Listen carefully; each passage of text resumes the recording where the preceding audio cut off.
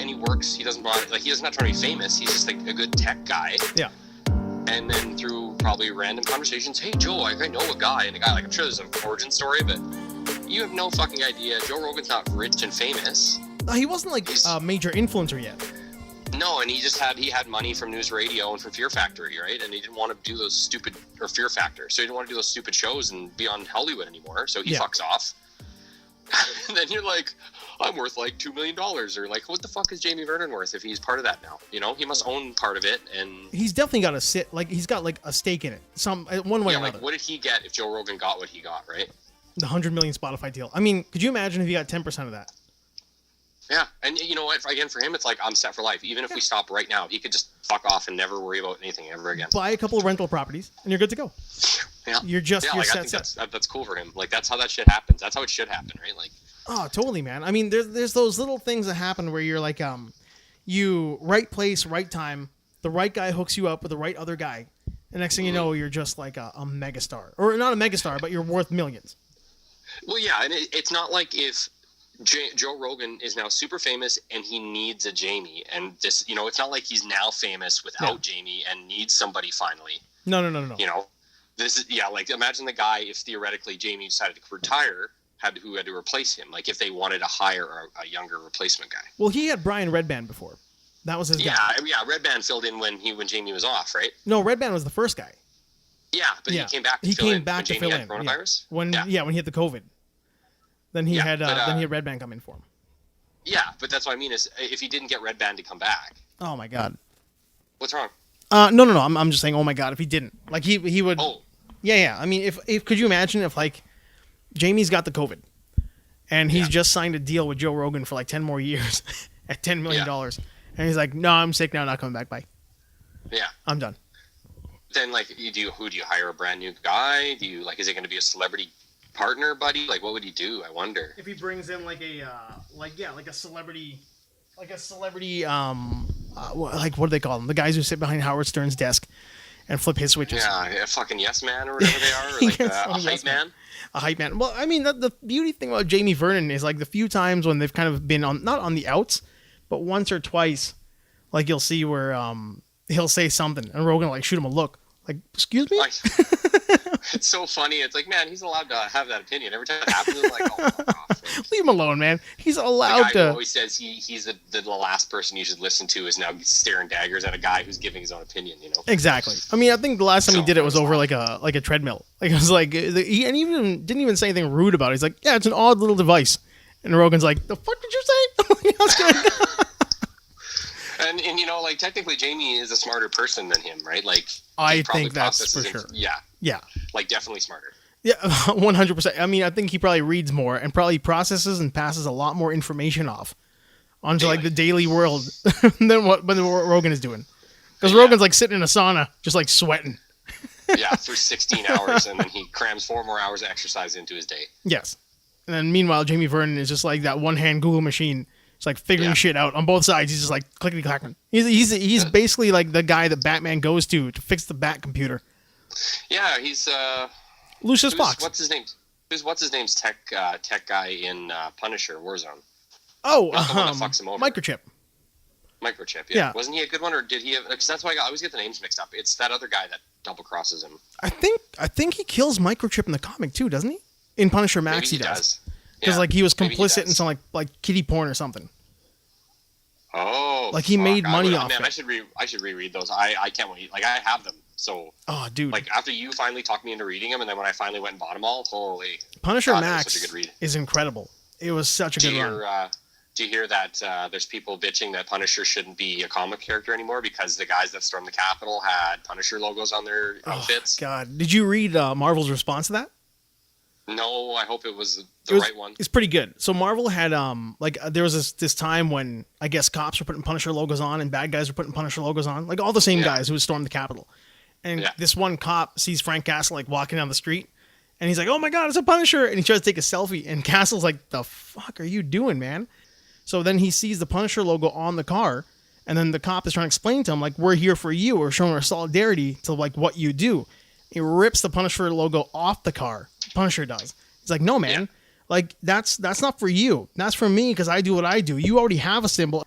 and go use that symbol for all the right in the world that you want to do. Yeah, and it's also your own badge is your shield. Like your own Exactly. shield is your emblem, not the Punisher. You know, but that means put the Punisher logo on the cop thing. Like that wouldn't make any sense. It'd be so weird. I know, and he's like, I'm a vigilante killer. I want you guys to do better so I don't have to be around. Yeah, exactly. Exactly, right? He's the one that he's got like that thing Batman says in Dark Knight, where it's like, someday there'll be a world where you don't need a Batman. Like that's Punisher's whole gig. It's like someday there's a world where you don't need a Punisher. Right, exactly. Yeah. Ah, man, it's so weird. But you said Marvel did respond? Like they actually had something reasonable to say to them wanting to a Twitter storm that went about taking down the character? No, it's been roughly that kind of stuff. Like it's like that same thing where they're like, hey, look, like the Punisher is a bad guy. He knows he's a bad guy, and the symbol that he's using is against people like you. So they've kind of like reiterated that in the comic. I don't think they've put out an actual statement or anything that I've seen, but their statement has just been like writing comic stories and issues that basically say like, look, you guys are scumbags, and even though he murders people, he's not a scumbag. Yeah, but what was the one thing? Someone had said that there was at one point, wasn't there like a alternate series where there was a black guy as the Punisher, or there was a special like that's the worst part is they make it seem like the Twitter complaints were that if his logo is associated with white supremacists that did that, then that means he is a symbol for white supremacy and you can't have it anywhere now. Yeah, no, that's what they're bullshit. saying. That's total bullshit. That's psychotic. Yeah, that's total bullshit. That is literally what fascists do. They're like, no. Get rid of any symbol of defiance against their ideas. That's right. I mean, like that would mean like there has been symbols of a black Punisher. Like there's been a black Punisher before. Well, and he's done. I thought I was sure there was some main focus on him with like the civil rights movement because he was young during that, wasn't he? Frank Castle was. In Nam, he was young, but then he stayed. That's what I'm confused about his Nam careers. Was he in like Nam in Korea and like some other stuff? No, he was. The original Frank Castle was just in Vietnam. He was just in Nam. Okay. Yeah, he wasn't in anything else. He was. That's like he's even in the comic The Nam. Yeah, but he did a ton of like weird Black Ops stuff. Isn't that what the idea is? That he was always used for like really nasty stuff that never really was in the comics. They allude to.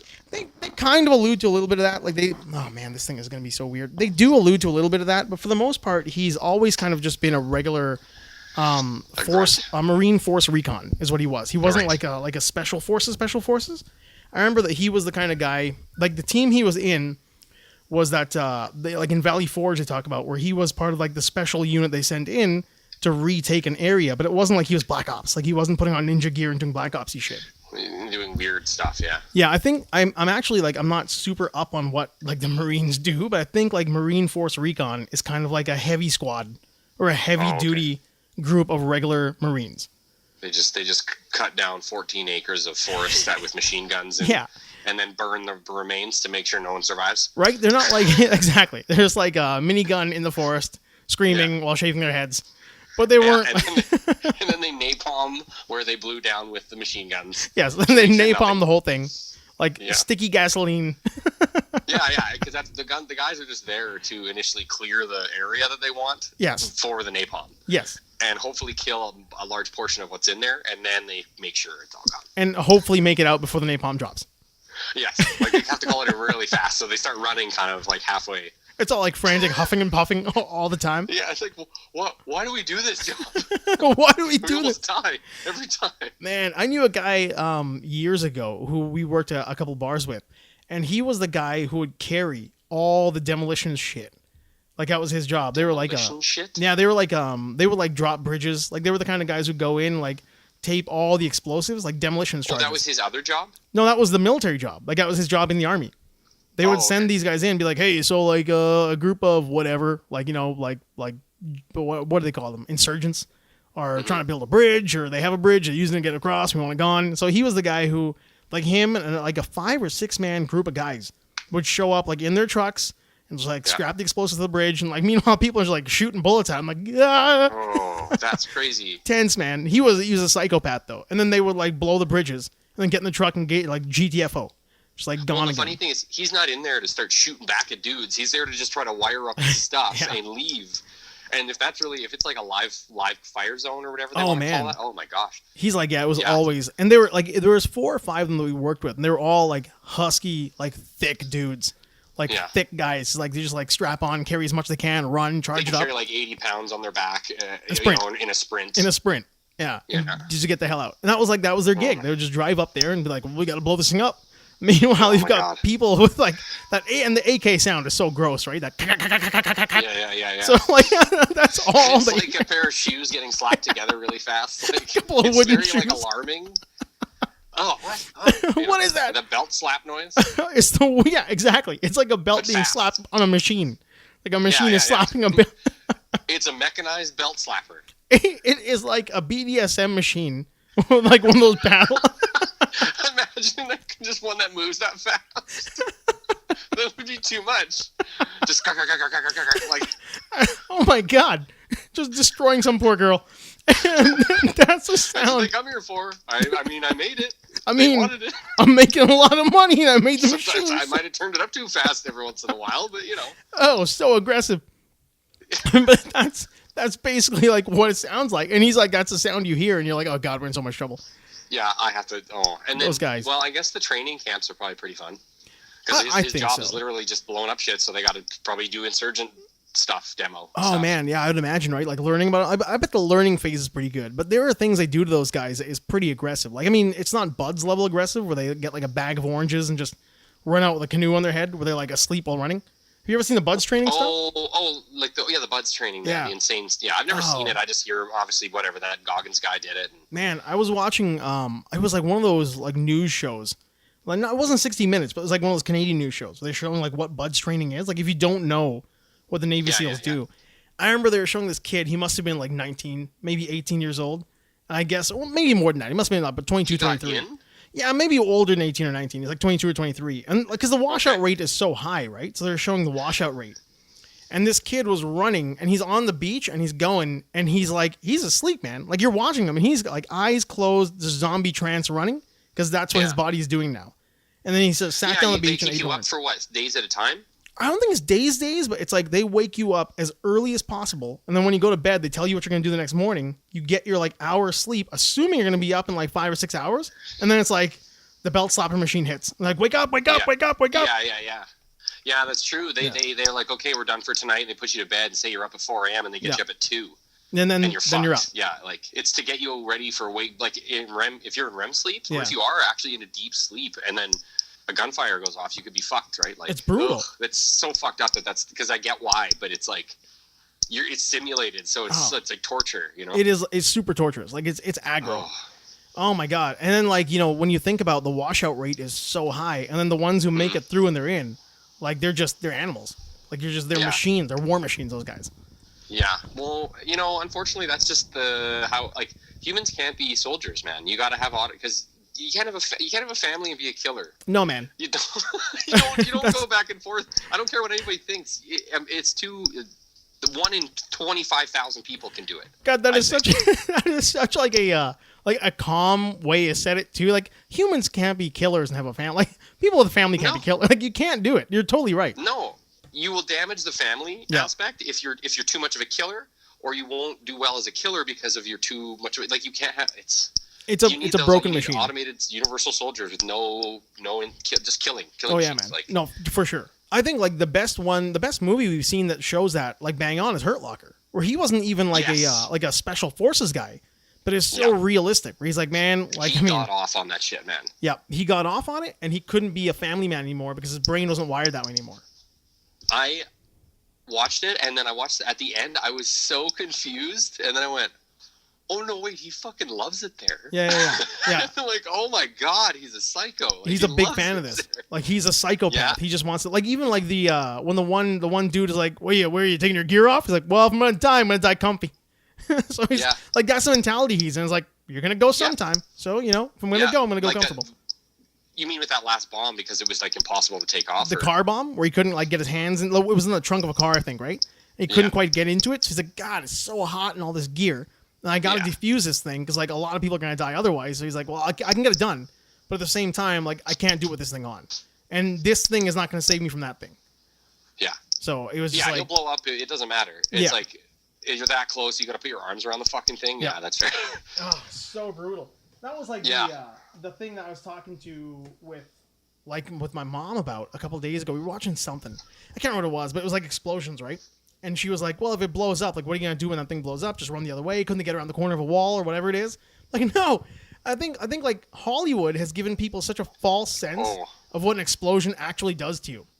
It's the 40,000% tougher in your head thing that they talk about with fighting. Like, Absolutely. You're 40,000% better at fighting in your head than you actually are in real life. 100%. And I think that's a low number. Like, I think a percentage is so low. Yeah. Yeah, like the survival rate of or without going unscathed, let's just say not going deaf. Yes. Like, you'll be fine, but you might go deaf is still impossibly high that you won't go deaf. Absolutely. I mean, all the shows severe tinnitus style damage to your ears from that explosion. Like, it's gonna be so bad. Like, all the movies you see where like the guy's walking away from the explosion and it's happening behind him, like the back of his head's on fire. His whole head is on fire now. I know. Oh God. I'm gonna quickly. Oh, hey man. I'm gonna quickly switch mics. Hey, backside attack. Hey guys, sorry I'm late. Hey, no worries, man. We are just doing a mic switch real quick. And shit, come on, Galvatron, hold my phone. What happened? Just talking about how movie explosions have really dumbed people down to the severity of real explosions. Yes, couldn't agree more. Just like they don't look real. No, I'm saying a guy that's like with your proximity. There's no way that you wouldn't die or have severe damage, or the walkaway Saber was talking about, how the whole back of your head is burned off. Yeah, your head is gone now. Yeah, if the shockwave doesn't snap your neck, then Tom Cruise and Transformers are in it for sure. No, Tom Cruise actually does that though. That's true. That's part of his stunt contract is he gets to jump out of explosions. And run at top speed. Yes. Yeah. Tom. That's pretty amazing. I'm gonna put this back. I think so. Sorry for my hair. And let me just you guys both sound good. Huh? You guys both sound good. Like, it doesn't sound crackly or whatever. It's not that. It's the actual mic hook up here that's starting to go. Oh, okay. So give me 1 second. Oh, there we are. I need a haircut so bad. Man, I'm cutting people's hair.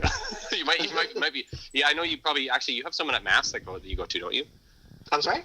You have someone at Mass that you go to, don't you? Not anymore. Oh, okay. Yeah, I know. It's just I'll go to anybody. Yeah. Are you back to cutting hair now? Yeah. Oh well, no, I'll do it out of my house. Like anyone that like my friends, I've been doing my regulars all summer, and since everything closed, I book one person a day if they want to do it. Well, not bad. So you're still able to do like one. And I'm allowed to have people over. I'm allowed to have friends over, technically, right? Like, yeah. Not bad. So man. That's my choice. Is like that's the friend that came over, and they're allowed to. I guess I don't know how it works. Yeah, anyway, you can have. I do like one a day. Cool, man. Right on. Okay. Dan, I'll pay you a premium. Yeah, right. To cut my Beatles wig off. Your mom. What were we talking about? We're doing the explosions. Yeah, just how explosions. You do the survival rate that they give you in those. Like, even I always think about movies that the countdown is such bullshit. I get it's suspense, but like, no, man, it goes off at 1 and you're 5 feet away. You're fucked. You're totally fucked. You're blown up. Like the asteroid in Fifth Element. It was in the atmosphere already. Oh yeah. No, that thing's gonna wipe out all life on Earth. The whole planet is screwed, man. Well, I was just playing that scene in my head.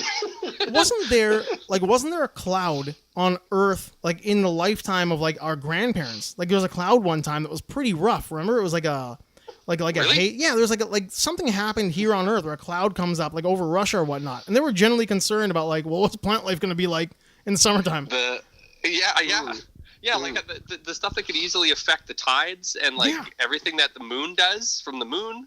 Well, I mean, just think about how the world changed when everybody stayed home in the spring. Yeah. Like, I mean, that was just like human activity went down, right? Canals going clean and the tourism dying off. And CO2 levels in the atmosphere just dumped completely. Plummeted. Yeah. And that was just from us like not being out there more. Which makes sense to me, but it's also like, don't say that that's the cure. Okay, because exactly. you guys. There's so many other things that are doing it. Oh, if you remove any one of them, you would see a drop. Yeah, well, for sure. Like, get rid of the methane from feedlots for a month or 2 months, and see if anything changes. Well, I mean, there's so much more wrong with it. Yeah, you're right. It's not like just staying home for a couple of months isn't going to solve anything. There's so much more wrong with the planet already. Yeah, like, oh, we better find a way to isolate everybody better because clearly we're the problem. Like, man. Well, I know, me and Raj talk about it quite a bit, like the meat thing, right? We talked about the plant, like lab built meat, lab grown meat. I know. I heard about that, and I'm like, whatever. If they do it, do it. I don't care. Just I don't want to know that it's gonna turn me into a monster in like 60 years. Yeah. Like, or the DNA changes from it. It's like a Twilight Zone show or something. Well, that's what the evangelicals are freaking out about, the RNA, the mRNA vaccine, right? Like, I can't feel, somebody actually posted on their Twitter feed, I can't feel God anymore. Like, we're GMO humans, I can't feel God. Scary, he's gone. So, oh yeah, no kidding. It just shuts you off. It shuts you off from the universe. The main line you've got to the Christ child. Gone now. They finally separated you, so you're now just a slave drone. You have no connection to the universe. Oh, they got us. That's what the vaccine got us. For. They got us. I'm just gonna do the quick at backside attack at Hansum Dan. If anybody doesn't know, we're here. Here we are. We kind of did a mini episode before backside attack showed up, and we're jumping into the whole thing now. My apologies. No, that's fine. But we're it's easy. I think this is pretty easy. Like when you jump in, and we're all here. Yeah. I didn't want to keep you guys waiting. I just raced home. Oh, yeah, don't. Man. Okay. Be safe. Just actually, before we start, I just want to give you, just want to test your guys' Simpsons trivia. There was a episode in Simpsons where they were in the cafeteria. The kids are in the cafeteria, and they're talking about how malnutrition they are. Yeah. And they said, and then Bart was talking about his bones, and they were creaking. Yeah, vitamin R in his milk. And sorry, Dan, say it again. What was he drinking? He was drinking milk, and it had vitamin R. Yeah. Milk. Oh, that's you're awesome. Gonna be healthy, bud.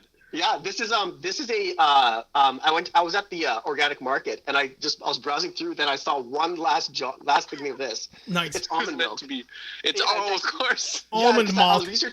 And I was like looking for the best, like the highest quality almond milk that you can buy, and it's only available in the States, I thought. And then when I turned the corner, I saw the cooler, I yelled out, "Malk!" And people were looking at me like I was crazy. And so I grabbed it. It was the last one, and it's the best almond milk I've ever had in my life. Oh, get it out of town. Yeah, and the guys who actually made this, they actually named it after that episode where Bart was talking about it. It's actually rich in vitamin R. Yeah. We didn't know it's like a vitamin you can get from almonds or something. It's high in calcium. From Mr. Burns. Yeah. Oh, jeez. Yeah, unbelievable milk. Unbelievable. But when I saw it, I'm like, I just got to buy it. I'm even going to drink it. Who cares? But no, I do it. And like, man, almond milk's good. Just fucking, it's the fact that you didn't have to buy some weird product you wouldn't drink just to get that funny aspect. Exactly. Didn't they milk rats at one point in The Simpsons? Like, where they were milking rats in the like storage room to get all the milk out? He rubs it in his teeth. It's pure. The nipples, he rubs the rat on his mouth to see the pure. God, that's so gross. That show, man, for like such a long time was so good. Before, even when it dipped off, like there were a few seasons as it was trailing away that still have these gem episodes in there. I found that like when I was like, oh, it wasn't any better past season 10, and then I forgot that I'd been watching it, I think, up until season 13 before it stopped being funny. Yeah. Mm-hmm. And I realized that, and like honestly, I have Disney Plus because of that. Like literally, just so I can stream Simpsons whenever I want. Yeah. And like, obviously the new stuff is cool too. I'm glad I can get these Star Wars shows, but it was The Simpsons was like, I'm willing to pay $8 a month to have the entire Simpsons catalog. That's not too bad. Yeah. What does buying the entire show cost you if you were to buy it in one sitting? Oh, forget about it. And DVD. You're looking at like $300-$400 at least, right? Yeah. So it's probably $100 a year for Disney. A little under that if you pay for the full. If you pay the full 1 year, it's $100. Yeah, I think I was just my Marvel Unlimited went down, and then I got rid of it. The next thing was the Disney Plus. I think it's like $89.95 a year. Yeah, there you go for Disney. How did you find that 4:3 when they changed it? When they went like full aspect ratio, like widescreen? I don't really notice like when those changes are made, unless it's like it has to be like joke centric, shortened this way. Yes. Is that the 16:9 when it does that? No, that's 4:3. The 16:9 is going to have the black levels, the black things at the top and the bottom for cinema, so that's going to be the wide. And then the other one's going to be like more of a box shape. Well, they weren't. They weren't. Do that. They weren't 16:9. Rather, they were like a letterbox for your TV. So it's like 2:3 or whatever it is, right? But originally they were 4:3, which was square, like old school TVs. Yeah, that's square. Yeah. But the jokes are within the frame of that square. So like when you're watching it, the big one was the Duff Brewery. When it's like, welcome to Duff Light, Duff Dry, and Duff Supreme. And they're all coming from one tap. but you couldn't see that. Yeah, they'll cut it out just because of television, like regional television size or something. Is that what that is? No, it's like when TVs now. Isn't that what it is? No, it's because like TVs now are all widescreen, so they're just filling up the whole screen. If you were to give it like the Canadian broadcasting company needs a different version of it from the US one. They don't do that. No, it's not for that. I didn't know how that works. It's only for because now like they want to fill the whole screen up. Like it's what Seinfeld does. Like Seinfeld, they went to HD, but they wanted to fill the whole screen. So now when you watch it, there are scenes that are like completely different. Seinfeld was even weirder because there are scenes now where like if you watch the original one, all the characters seem like a little bit taller and they look a little bit different because like now they just shove it into your screen and compress it a little bit. So like Kramer's head is slightly fatter. Like everybody, like George is a little bit fatter now. Is worth it? Like it looks better. I don't know. Like there's nothing really on the frame that's too like moment specific. So there's not too much you're missing, and they did a pretty good job of moving the frame around as well, like pan and scan style, right, where you can actually see what the joke was. So it'd move around within the letterbox to show you what was funny, whereas Simpsons just like enlarge the screen to shove it into your TV.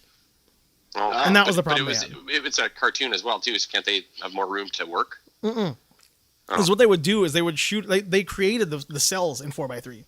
The difference is like if you watch certain things that we watched as kids that were from like the 40s and 50s that we were watching on 4:3, and all of a sudden you see the letterbox and you see more of the screen. Well, it was shot in 16:9 or 35 millimeter, or in like 233, whatever it was. And because we were all watching things in the until like 2006, whatever it was, in smaller TVs, they were shoving it into a smaller frame by cutting off the sides. Oh, okay. So we were losing always that extra bit. There was always extra on the sides we weren't getting. Star Wars and a lot of, I think Lucasfilm and a lot of movies, maybe Fox did it mostly than anybody else, did pan and scan. Where if you watch certain scenes on 4:3 episode or 4:3 versions, like the VHS and whatnot, all of a sudden as Han is walking across a scene, I think in the cantina, it looks like there's like a blurry line that happens. It's because they're literally moving the frame around with Han within a 16:9 frame. So they call that pan and scan. Oh, okay. So they do a lot. There's a lot of fuckery that goes on to make sure you see what you want to see. Yeah, no kidding. Like the way that's why there's so much put into the way something is filmed, and people are like, oh, the way they did this is so interesting. And like, wow, there is so much more to it. That's why I always, when I have people who critique really aggressively, like a filming of a movie, and I'm like, have you ever filmed a movie? Yeah, have you? Do you know how to film a movie? I think Raj has seen it. I don't know how to film a movie. Yeah, right? I don't know what's going on. Raj saw it. I think I sent it to him. The director of Shazam actually did a complete breakdown of one of his scenes about, hey, so you know how all you guys are complaining about how this didn't look right, and that shoelace is wrong, and that was messed up, and that kid was taller? I'm going to explain to you how movies are made. And he breaks it down in, like, I think the mall sequence of Shazam and the house sequence of Shazam, when they're like, that little black kid suddenly isn't outside, but she's inside, like Mary Marvel, the littlest one, or like the littlest Marvel girl, when she's inside the house. He's like, well, we only had her for a day. She wasn't at the scene when we shot this part, or she wasn't on set when we shot this part. So I had to get all those kids dressed the way they were. When she came back, she's an inch taller because, friggin' kids. So he's like, we had to shoot her from the back to make sure she looked the same as the other kids. So like all the complaining for all these people who were bitching about that movie is like, it was just like, no, we should just keep our mouth shut. Everybody just keep those scenes are like probably filmed over like hours and hours of work for something so minute to complain about, and it's like for sure, yeah. And I'm guilty of it too, man. I'll watch a movie, but I was never, because I don't understand. I'm never really like, I don't know why they shot the scene like this. Like I don't know anything about that, so I never wanted to complain. I'm just like, why does it seem like their acting is bad, or like this, like something like that. Like, wooden. Why is Willem Dafoe so wooden? Right? Like, yeah.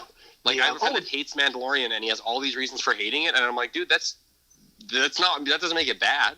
No, it's just because you don't like that stuff. Yeah, you love that show for the whole season. Yeah. And like, it's okay not to like things, but you can't say it's not.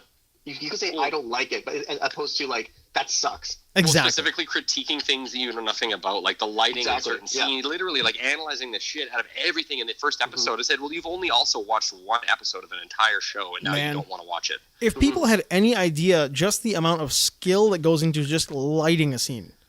Yeah.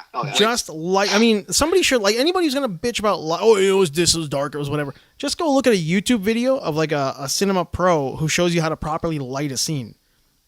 Yeah. The goddamn art form. That's what blows me away too is he's like, it looks like it's a crappy show from the 90s. I'm like, think that was on purpose, man. Like, I think it's supposed. Like, what I didn't really catch that, but I'm like, yeah, I think that's on purpose. I don't think they accidentally made it look bad. Like, what the hell are you talking about? It's 1983. Yeah. Yeah. Just think to yourself for a second. Hey, Mandalorian is made in 1983 because that's kind of what they're going for. And look at the people making it. They're clearly like our age, and they're thinking about like everything in there has like a weird old school Star Wars nostalgia feel to it, like the original series. That's what I feel like when I'm watching it. I'm finally gonna. Oh, go ahead, Matt. No, I was gonna say that's what entices you to it. It's like it draws you to it because you're like there's a familiarization there. It's the Star Wars extended universe, but it still looks like the old movies. Like yes. And I'm like, yay, that more Star Wars. That's my opinion. And he's like, oh, this is so fucking dumb. I'm like, oh man, you are just negative. Like, well, I think there's like an ownership. Fighting his point, you know? Yeah, there's like an ownership people take to the material, and if it's not exactly what they want it to be, they feel like you're screwing around. Like the whole thing, you're destroying my childhood. It's like, no, they're really not. They're just expanding a universe. If your childhood is so frail and so fragile that a movie changing a character's accent from like Jeremy Bulloch to Tamara Morrison is going to mess up the way your brain works, well, then you need to go to a therapist. Yeah. You can be disappointed that it isn't the way you want it, but you can't let it ruin your childhood. Yeah, go make your own Star Wars movie then. Well, right? Like they say what? Struggle is mandatory, suffering is optional. Yes. You're going to have to do it no matter what. Yes. You might as well not suffer through it because it's way harder. Or my favorite statement is, it's a shit sandwich, so eat it quickly. Yeah, like, you know, we're all eating it. So we're all eating it. Everyone got a shit sandwich, man. Don't chew, man. You eat it real quick, because if you're chewing and taking your time, you're complaining about it. Well, that's on you. Yeah, well, that's also the thing. If you complain about it, it will take longer. Yeah. Oh my God. Yeah, it's better to raise strong children than to fix broken men. Oh God! Oh, what a great quote! That's a good quote. Or women. That is a really good one. That's pretty funny. That's a high level quote. Yeah, I mean, if you raise your kids properly. The Mandalorian. Sorry to interrupt. Oh, go ahead. Did you hear about that Gina Carano? She got. I guess she was. She's in it. I'm not sure the whole story, but she was behind the. She was supportive of the what happened in the Washington Capitol, and apparently. Tweeted about it or something. Why, Gina Carano? Yeah. So she said, she tweeted about it, and then she tweeted out a quote from Princess Bride, and it says, "Then why is there fear behind your eyes?" That is the most confusing thing ever. I don't know. Yeah. So weird. It says because one guy, this guy's name, he's called the Texorist. Okay. Like the Exorcist, but from Texas, and it's a quote from, it has Yoda in there, and it says, fear is the path to the dark side. Fear leads to anger. Anger leads to hate. Hate leads to suffering. And then Gina Carano replied, "Then why is there fear behind your eyes?" She didn't spell there correctly. She put there as in like it's over there.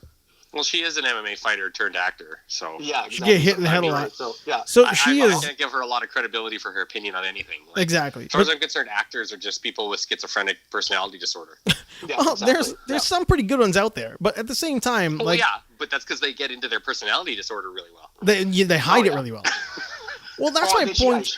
She got bombarded with insults. Holy crap! Everyone's like, I mean, but I don't think they deserve that either, right? It's people shouldn't be attacked for that shit. It should be like, okay, buddy, you're dumb.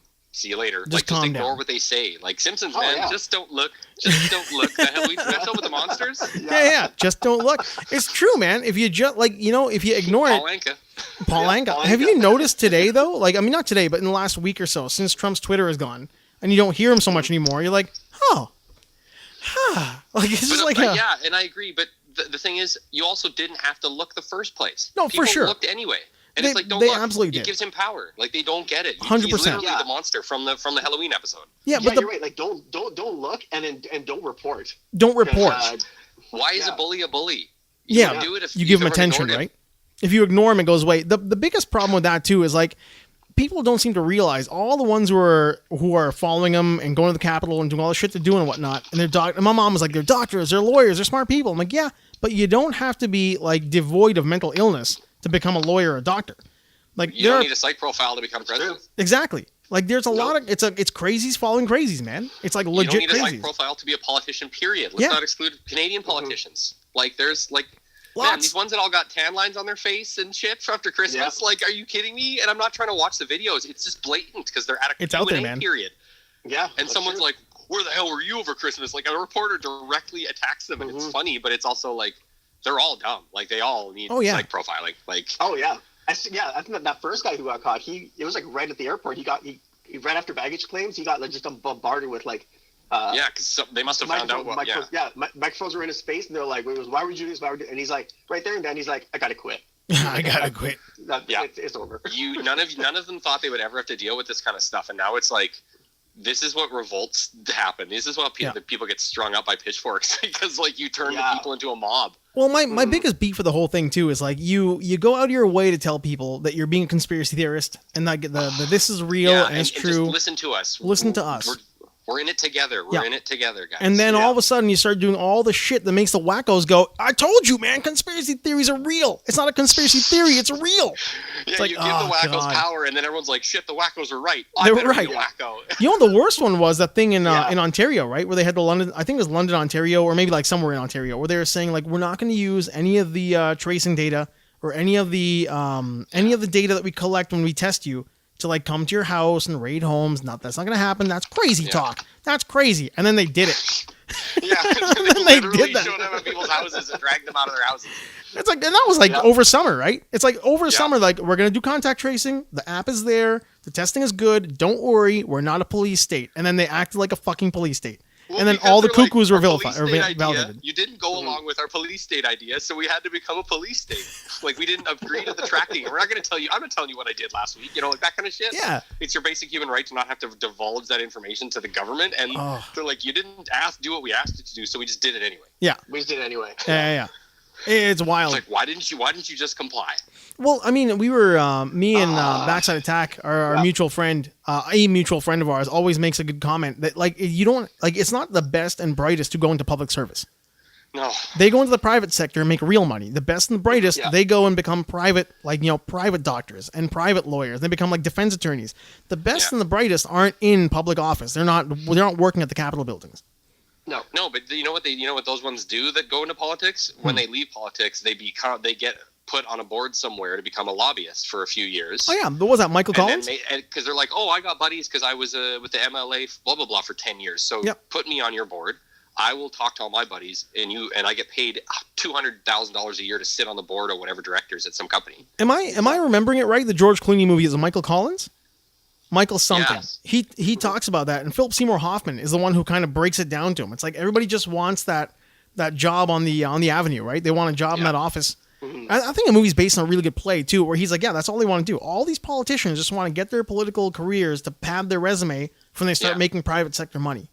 Yeah, well, look at the guys that were helping Bush, right? They were all originally with those companies, if not still with them as consultants while they were in office. Like, and then they just go back to their job. Like, it's so crazy how it's like, that's normal.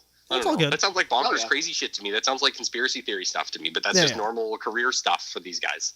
That's really how it works. It's all about like how can you maximize your potential to make more money in the future? Mm-hmm. Well, my cousin was too young at the time because he actually ran for a local MLA in Lloydminster, and he was only 25. He was a journalist. He'd been a journalist since he graduated he was only 22. Worked for the Lloydminster newspaper for a little while, and then the Red Deer Advocate, and then he applied for this job. He was saying that they were basically explaining it to him that as soon as you get in, you'll get offers from all these people to join their clubs, and you get paid like a yearly due to be in the club. Oh, wow. But then you're also on a board as an MLA, and then you're not really it's not illegal, but you're making all this extra money because you're part of a thing not related to the government. It's like private clubs that are owned by businesses. Yeah. And they just pay you to be a part of the club. I see. So you get your base. You get your base politician wage as an MLA, whatever that is, and then all the extra money you make is like contract endorsements for athletes, essentially. Yeah. Exactly the same thing. You have a Nike and Sprite and Gatorade and C4 and what, you know what I mean? Like C4. You got your pre-workout as well, whatever. Like I'd love that. That'd be fun. But that's how it is, man. People pay you to go do stuff for them.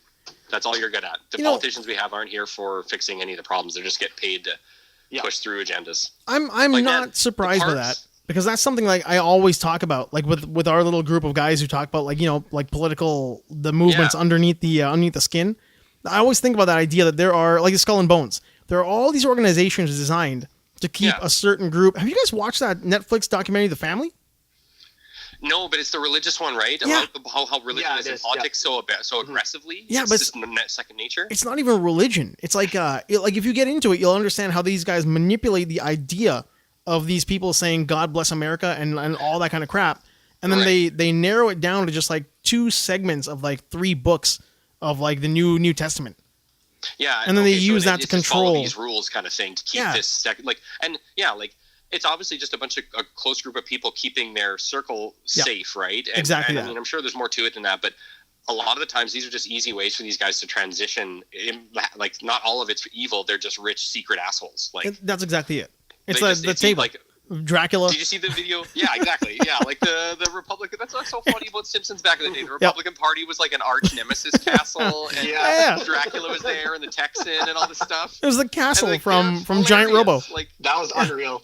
And like, see, that's the thing. To me now, the Democratic Party in the U.S. is more relatable to that reference than the Republican Party. They're all old and crazy, but the Republicans are like old, harmless, clueless dudes. They're out of touch. What do we do? Yeah, they're totally out of touch. They're harmless. Well, I mean, they're not necessarily harmless because you got the young guys like Josh Hawley and Ted Cruz and whoever they are. I just mean that like how the Democratic Party has their young ones are all brash and they're kind of like a waste of time. Like they probably could do stuff, but I feel like the old ones are the Republican groups from that Simpsons reference. Like they're old and crazy now. Like Nancy Pelosi, man, that she's a demon, man. No, there's no way that woman's a human. Nancy Pelosi is like kind of she's like, I could see her in 20 years being the crazy cat lady.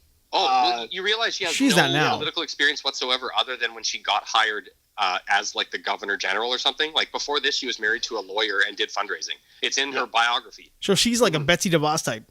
Yes. Like no real background. And then she got real tight with the governor of whatever state it was in. And then when that woman finished, and then she ran for her job.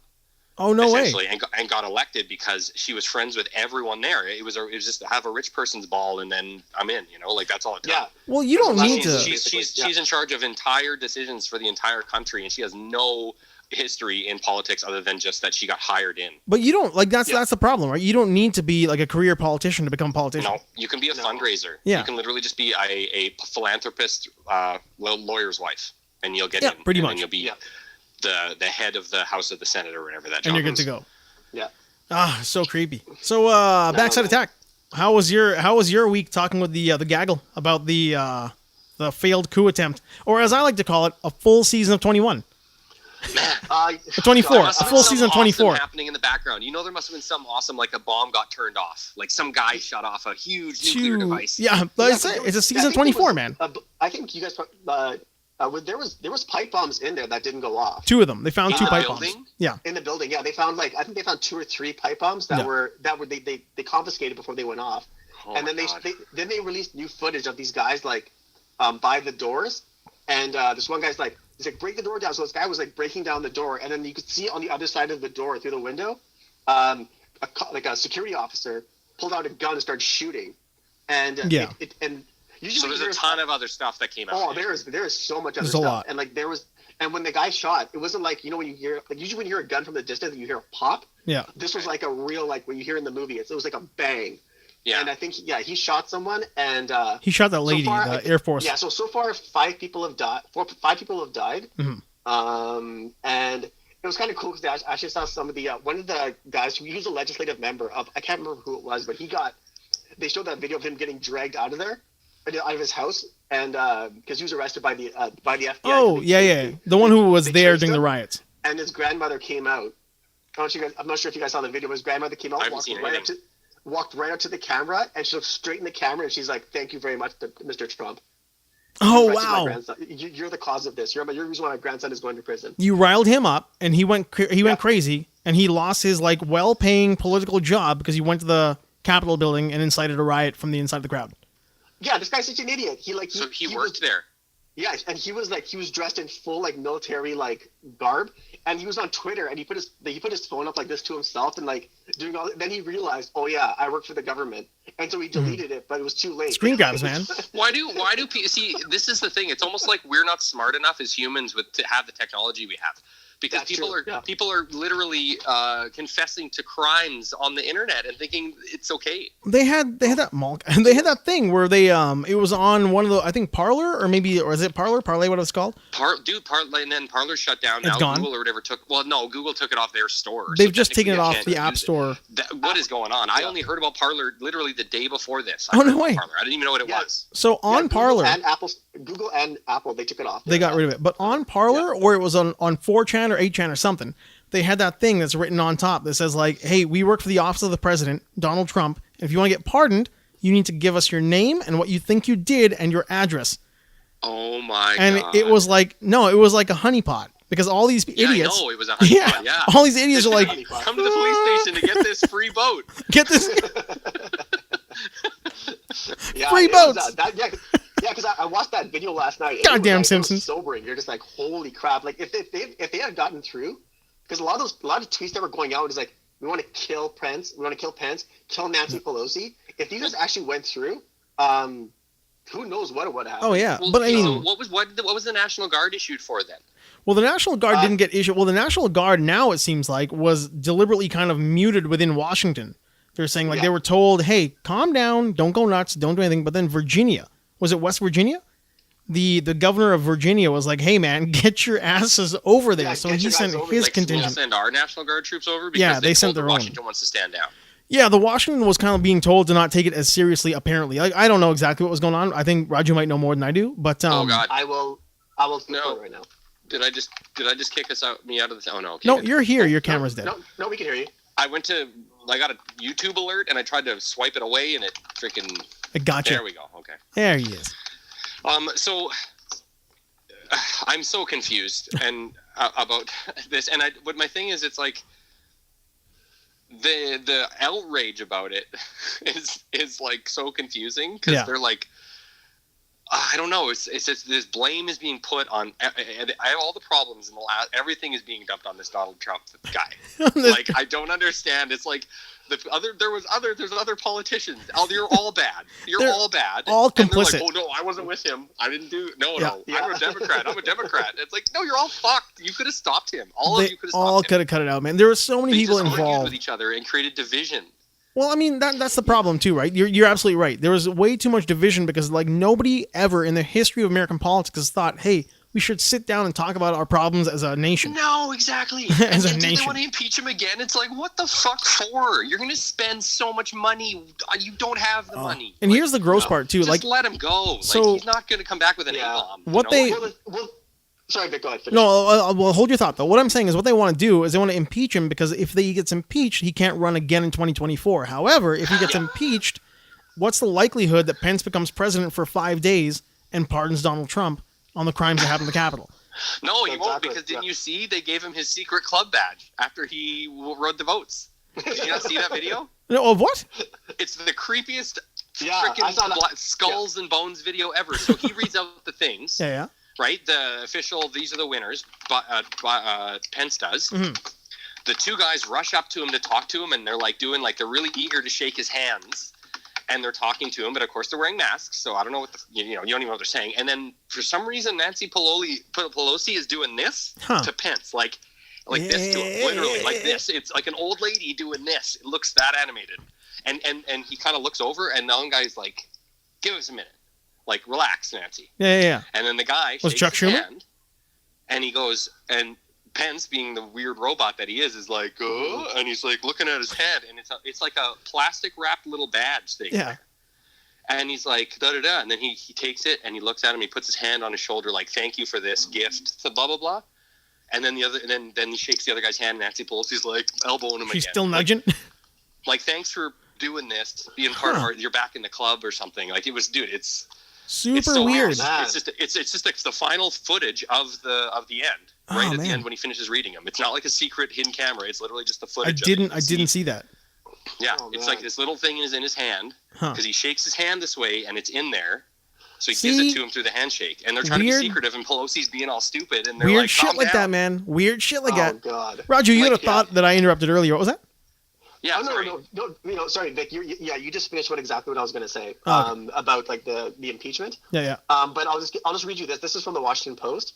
The Pentagon scrambled to deploy more than 1,000 National Guard forces to help protect the Capitol on Wednesday, after they remained on the sidelines during a limited early deployment while rioters stormed Congress. Now, this probably wouldn't have happened if it was Black Lives Matter, but that's another conversation. Well, and wasn't that the whole reference, is that they put out triple the guards when Black Lives Matter had a protest or something? That was what they said they did? Within a couple days, but like within the actual, like the first time that big of a group was there, like there was cops and National Guard within that day. Like they were already there in the same amount of time as it took for them to know.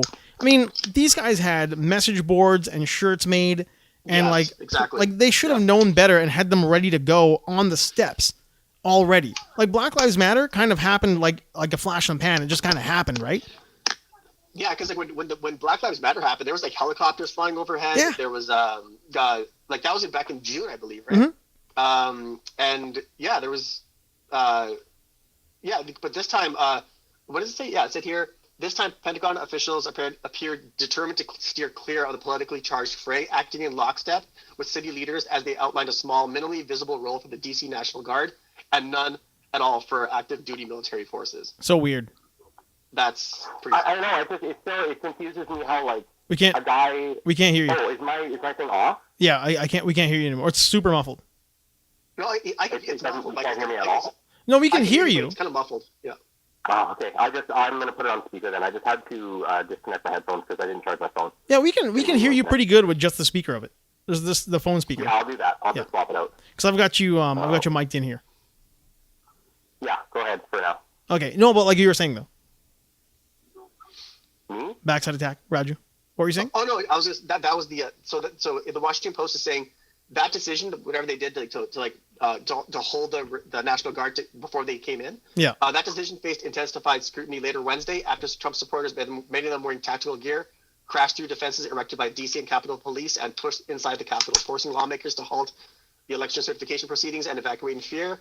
A woman was fatally shot inside the Capitol. Yeah. And basically, and another thing was that a lot of the cops that were in there, who were wearing fluorescent gear, mm-hmm. they were doing selfies with some of the protesters in there. There was a lot of that. Yeah, that's why I'm saying, like, was this just fake? Like, there was a guy, there was a Black Lives Matter leader in there. Yeah, in the crowd.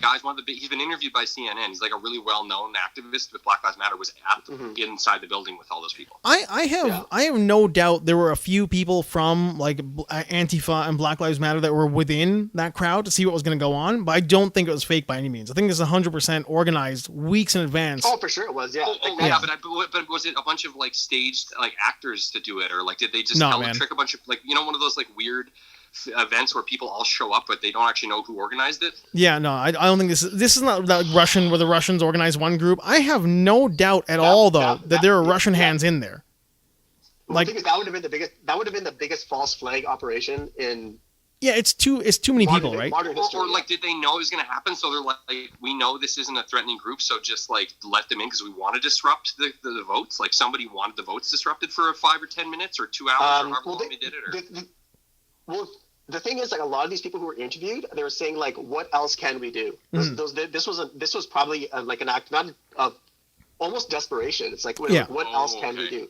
Yeah, that's what it is more. Just to go through. Yeah. Yeah, they're just like, we have no other recourse. Like they're like, what else can we do? Like, so some of these people, like, they're visibly upset. Yeah. But like all the people who showed up there, probably not all of them want to storm inside the building. Mm-hmm. But the people who did, those are the cream of the crop crazy, and for sure, and they didn't give a shit who they killed or who they injured.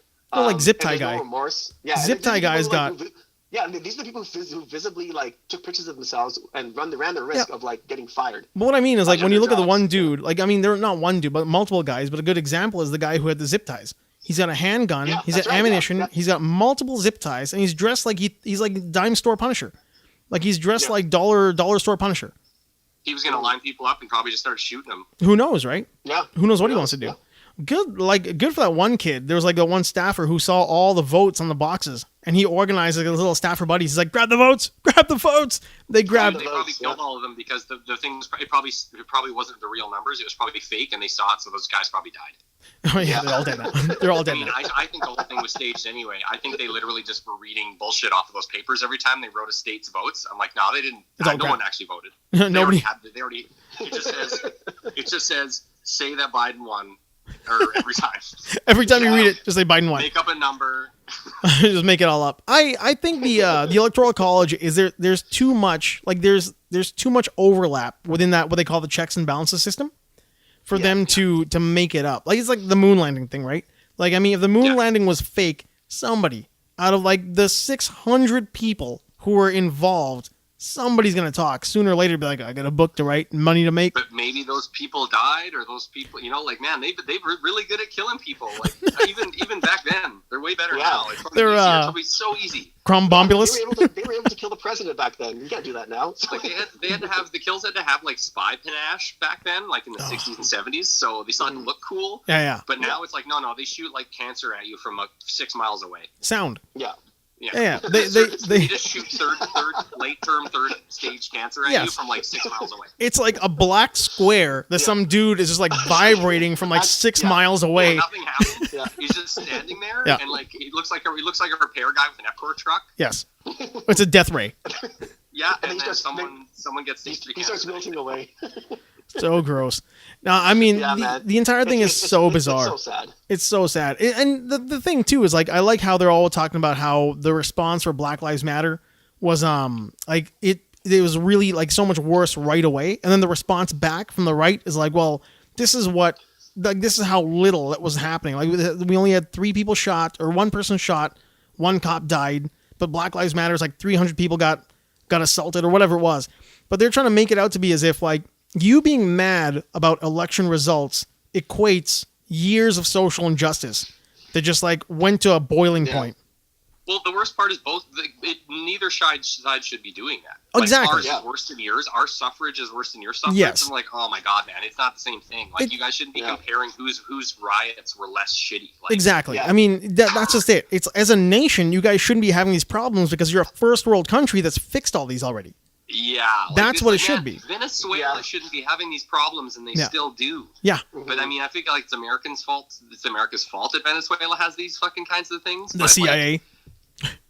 Like there's like third world. There's countries that shouldn't be third world anymore, unfortunately, but they still have these problems. Let me tell you. Yeah, exactly. I don't know. Like I'm pretty sure. Like I talked about this with Raj, but like there was like I was really into Saudi Arabia and Iran in the 60s and 70s. I was kind of like backtracking. Such a different place. So different. But I backtracked it all the way into like Pahlavi when like he was in power, and then the Ayatollah comes in, and like kind of like how the CIA got there in the 50s and like fucked with their government to where they put their own guy in, and then he was like, complete power. I'll build my own private police force, my own private military. Oh my god. You'll have nice cars, you'll have mini skirts, but I'll be a god among men. And then, like, the Ayatollah convinces and he's in exile, and he convinces basically, like, the far-right religious extremists to be like, look, man, we're going to shut this shit down. And they show up, and they boot him out of power, and they take over, and now it's all about, like, religion. Such a different place. I don't understand. So that's the thing that confuses me is I don't know which one the U.S. ever puts in when they do it, because it's like it always ends up becoming a religious extremist. And it's like, is that what they wanted? Is that the guy they wanted? Is that what you wanted? You want to create an enemy, and like how deep in their pocket? How deep in your pocket are they? Like how deep? Well, that Syriana movie is great for that, right? Like, that's the George Clooney loves doing these weird government movies, but I watched that and I'm like, oh my god, that's literally like that. I didn't know anything about the Middle East other than obviously I just assume there's always some fuckery. Right? Like, there's always the U.S. is like keep it unstable, right? Yeah. And that's the point of that whole movie. It's like that movie came out in the early 2000s, and they're still talking about how Syria and Iran are a problem. Think about that. But they've been a problem for 60 years. Here's the problem too. Like I always think to myself, and this is something we always talk about too, Raju, is like when you think about if we just left nations alone, like how much more advanced they would be, because they're like wherever they come from, there's like an emotional resilience to developing nations that they just Japan.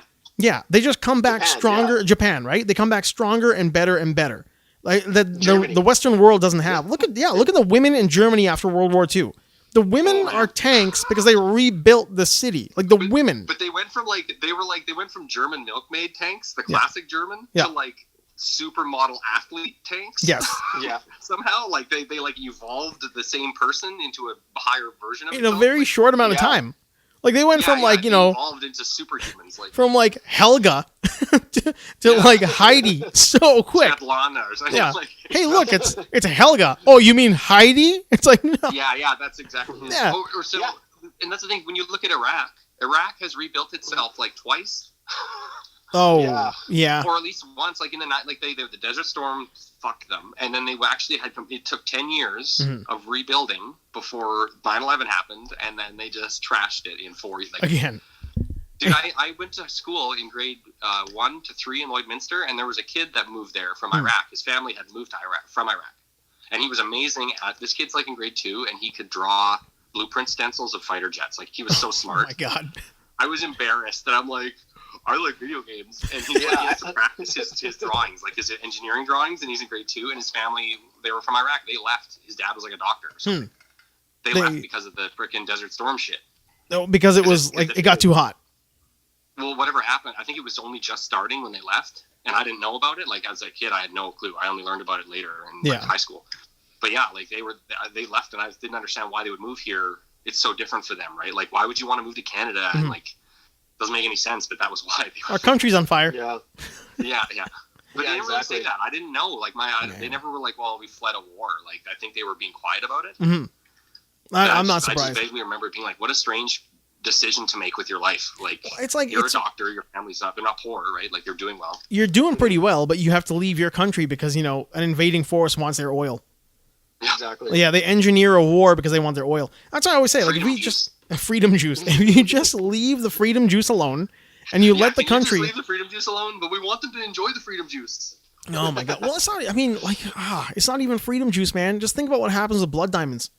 I mean, like all the lies people are told that like push economies to destroy nations for like no good reason. Lithium batteries. Yeah. For a jewel that. Like diamonds, like a jewel that's technically worthless. Completely worthless. Yeah, it's not even technically worthless. It is a legitimately a worthless piece of like clear glass. Yeah, you can't do anything with it other than show it off. I mean, now China owns all of the blood diamonds legally, so it doesn't matter. Mm-hmm. Doesn't even matter anymore. That's true. Yeah, they're building out the roads built infrastructure, and they bought all the mining and everything in Africa, basically. Exactly. Yeah, actually, that's weird that you guys mentioned Germany and Japan. I was watching this this show on Amazon Prime. If you guys have Amazon Prime, it's called James May's Cars. So James May is one of the guys, you guys from Top Gear, right? Mm-hmm. So he talks about the car industry, like how different vehicles have progressed, like the 4x4, how it was created, how it became like what it is now. And he did one episode about after World War II, the losers versus the victors, and how their cars progressed.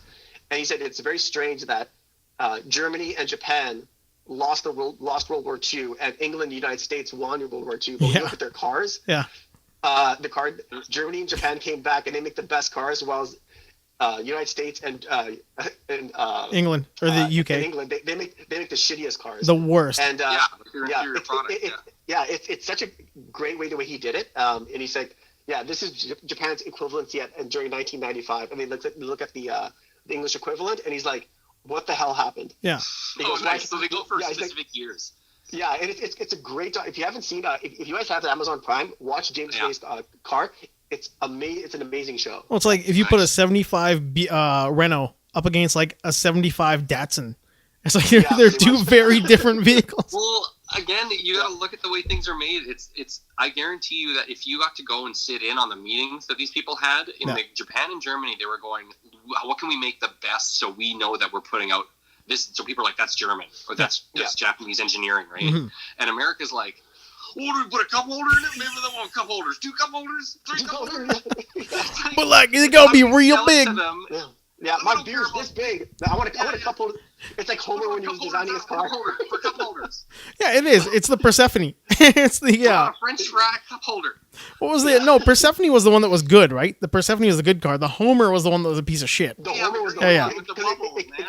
It kind of looked like the Jetsons car. Yeah. Yeah. But that's what obviously they're going to make a car. But they're going to make it with a how do we sell it to a consumer idea, not a how do we make a German car, you know? But there's also a lot of like infighting within these companies to like hold themselves back, right? I mean, have you guys ever seen that documentary about like the Avro Arrow? Canada, Dan Aykroyd. Well, it was like a docu movie like about the Avro Arrow, like when Dan Aykroyd was talking about it. Well, explaining how it should have probably been what we went to. Yeah, it should have been the direction you go to, but like because of American influence, in layman's terms, because of American influence on our aviation industry, they shuttered the entire thing because they wanted to sell more jets, or we wanted to buy more jets, whatever it was. But the same thing happens within like car companies as well. Like there's a lot of, and like people will tell you it's conspiracy theory, whatever it is, but they all communicate over what's happening, who's building what we can do. Is that our patent? That's our patent. You sue them, we'll sue them, which keeps the entire industry back. Whereas like in Japan, it's like you've got two major car companies like build good cars, build good cars. Hi. Yeah, they're like good cars. You move on. Robots before us, they're gonna build mechs. Like they're gonna. Yeah, because Japan, they figured out very, very early that if you want to sell a lot of cars, focus on quality. Yes. If you do that, like everyone's gonna buy them, no matter how simple they are, because you just want cheap transportation. After World War II, Japan was devastated. Yeah. So like, there's like, okay, you know what? What can we do to get people back to work? They literally bombed them into the Stone Age, and they didn't get bombed. They didn't start at the Stone Age. They started faster. Like they were like, no, we'll recover quicker than that. Like, oh yeah, that's pride. And they just and then next thing you know, like 20 years later, one of their cars in Toyota was in a Bond movie. It was a Bond car. Yeah, 20 years after like being the worst villain in a Bond movie, they were the best car in a Bond movie. And like their cars, like that's the messed up part, man. Like a Japanese car lasts like 70 years. Like I don't know how they do that. You get a car, you get like an American car and drive it to Vancouver and get some salt water on it, and it's dead. It's gone. You got a pickup truck, and it's like, oh, this ocean wind is too much for a pickup truck. Yeah. Did you see on Top Gear where there's that episode where they tried to kill a Toyota? Impossible. No, that's hilarious. Oh yeah, so what they did is they lit it on fire, they threw it in the ocean, and then they tried everything with it. They smashed into things, and they said as long as they can start after you do all the damage to it, it's still going. So they're like we can't kill this Toyota pickup. So what they did is that they took a crane, they took it to the top of a building, and they detonated the building, and the building blew up, and the Toyota just crashed, and the guy took the key and he put it inside of it, and it started. Oh my god. You can't do it. Now it's in their museum. Oh my god. Yeah, it's overregulation. Like there's so much. I know like you'll see Republicans and whatnot talk about how there's overregulation, but there's like over infighting, there's overregulation, there's all this shit that happens because like somebody doesn't want somebody else to advance. It's like how about you just build better stuff instead of trying to hold somebody else back? You build better things. Well, it all comes down to the industries of like private industry, right? It's like you have to always make more money every quarter or you're at a loss. Like it's that stupid. If you just were like, no, we're just making stuff. Yeah. If you didn't, if you don't do well, you go out of business. Well, like I don't like that they save each other that way too. Like, oh, we'll back off and adjust the markets for for the next year by doing this, and like they play with it like that, and it's all about them just making money instead of providing a service or excelling the human existence, Yeah, like I was going to say, Dan, you're right. You're totally right. Because I think what happens with the car industry is that there's no democratization over technology whatsoever. It's like you have the patents you hold on to them like they're your children. So with the advent of like when the electric vehicles become more the norm, I think you're going to see it like kind of like you're going to see like more democratization of technology because there's less that goes on inside of an electric car than an ICE car, basically, right? Like an internal combustion engine car. Right. So like even like companies like you guys probably know this, but like by Tesla, for example, like their all of their intellectual property is open source.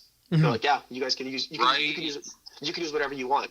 So the idea of cars being like that there's going to be a paradigm shift within cars now because it just took one car company to say, you know what, you can make electric cars better than their gasoline equivalents.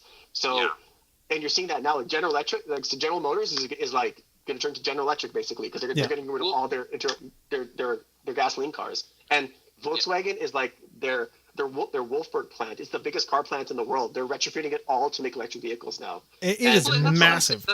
That's such a great idea. Yeah. Like That like, of course, you're not going to ruin the world. Like you guys, this is adapting. Like, like it doesn't just happen overnight either. And you know what? Maybe there's a lot of heavy duty equipment that we still need that we don't have the technology to create a replicate. Yeah, that's right. Yeah, an electric so we're replicate. still going to use like those giant mining vehicles, and like maybe it'll make a lot of stuff obsolete, which is good, but.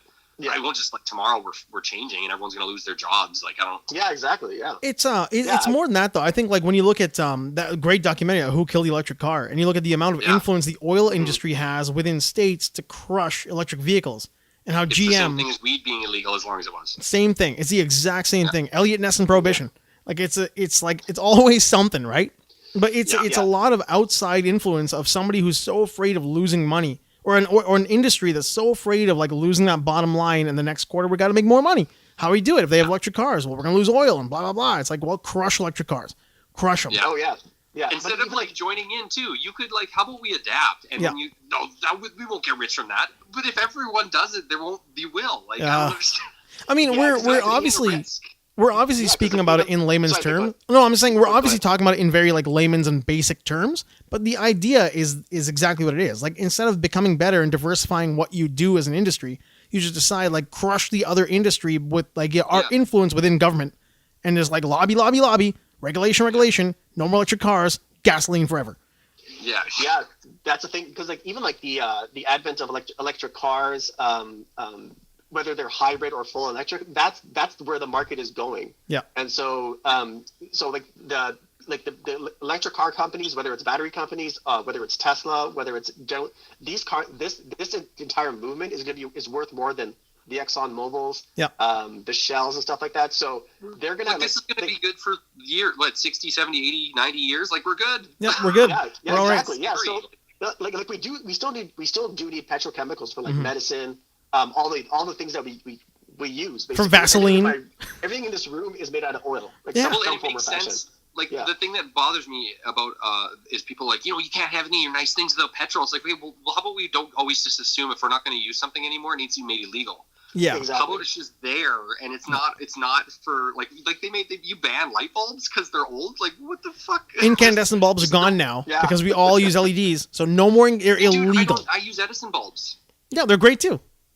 Because they're like the old school bulbs. Yep, that's fine too. And they last for forever. Like they're not. I don't really like LED lights anyway. But no, man, I just find it funny. Like the car thing too. Like just adapt to the situation. It's the whole idea to like crush anything for future development is so odd to me. But it's like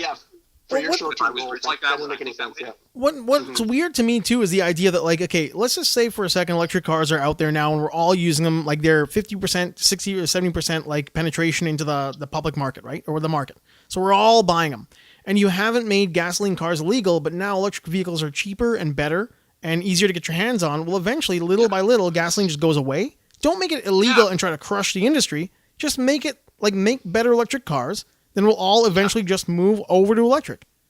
Well, why does it have to be illegal to get rid of it? That's what I hate. Exactly. And you know what? Maybe guys still want to build muscle cars, man. That's cool. Yeah. Like, there's nothing like you're gonna want gasoline for that, and that's gonna be a treat to go. I'm gonna get gasoline and cruise. Like cruising in classic cars will have more worth than they ever did. Oh, for sure. Yeah, because actually, even though I don't like him, but Jay Leno actually said it perfectly. He's like, before, like the car, everyone would ride their horses everywhere. Yeah. But now that you don't have to ride your horse anymore, you can just drive your car. You can save your horse and enjoy it on the weekends or something like that. Like, but Dan, to your point, that's what you said. Like, if you just wanted to build a muscle car that you drive on the weekend, but your electric car is your Monday to Friday. Yeah, that's good. That's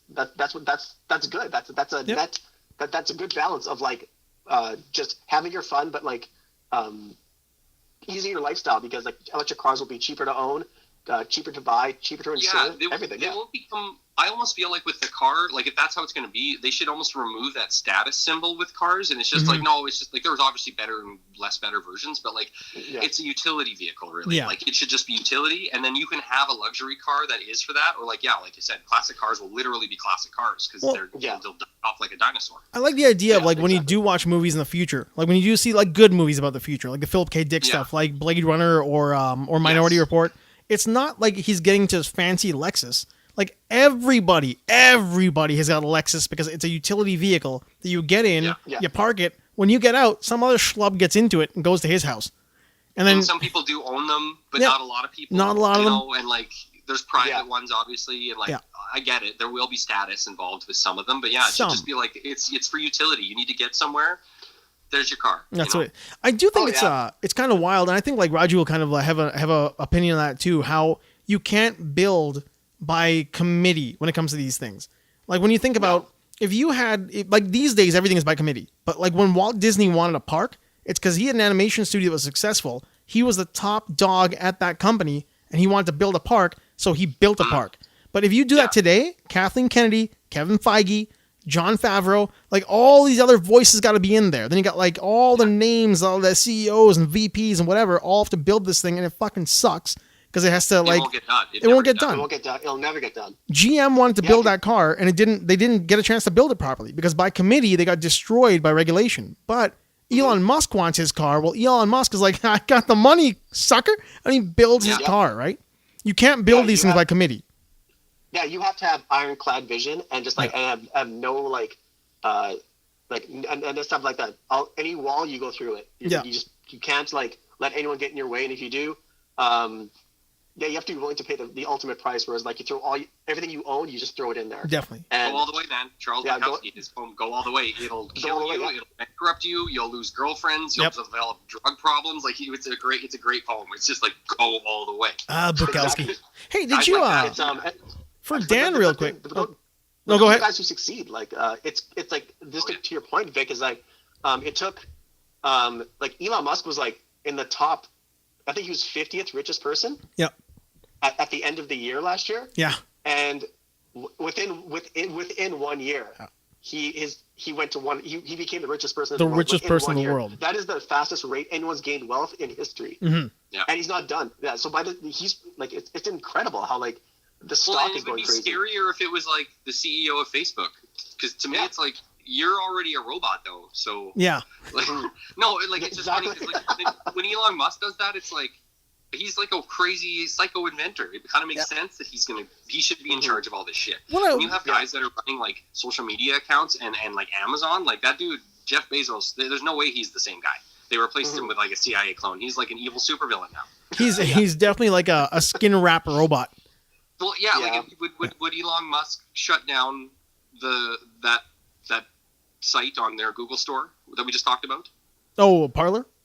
Parler, you think that's what I'm saying? You look at the difference in people here. Like, yeah, that's right. Yeah, like look at the comparison in places. They're doing that, and Twitter suspending Trump, and like Elon Musk probably wouldn't be like, nah, whatever, let him have his Twitter account. But if he owned Twitter, he'd probably be like, I don't care. I don't give a shit. Yeah, I don't care. Well, it's like what I problems to worry about than that. Yeah, it's in line with what I talk about when it comes to like Trump himself, right? If you think about Donald Trump never like he might be rich, whatever, we don't know. Well, let's just say for the sake of argument, Donald Trump is rich. Like let's say he's a multimillionaire.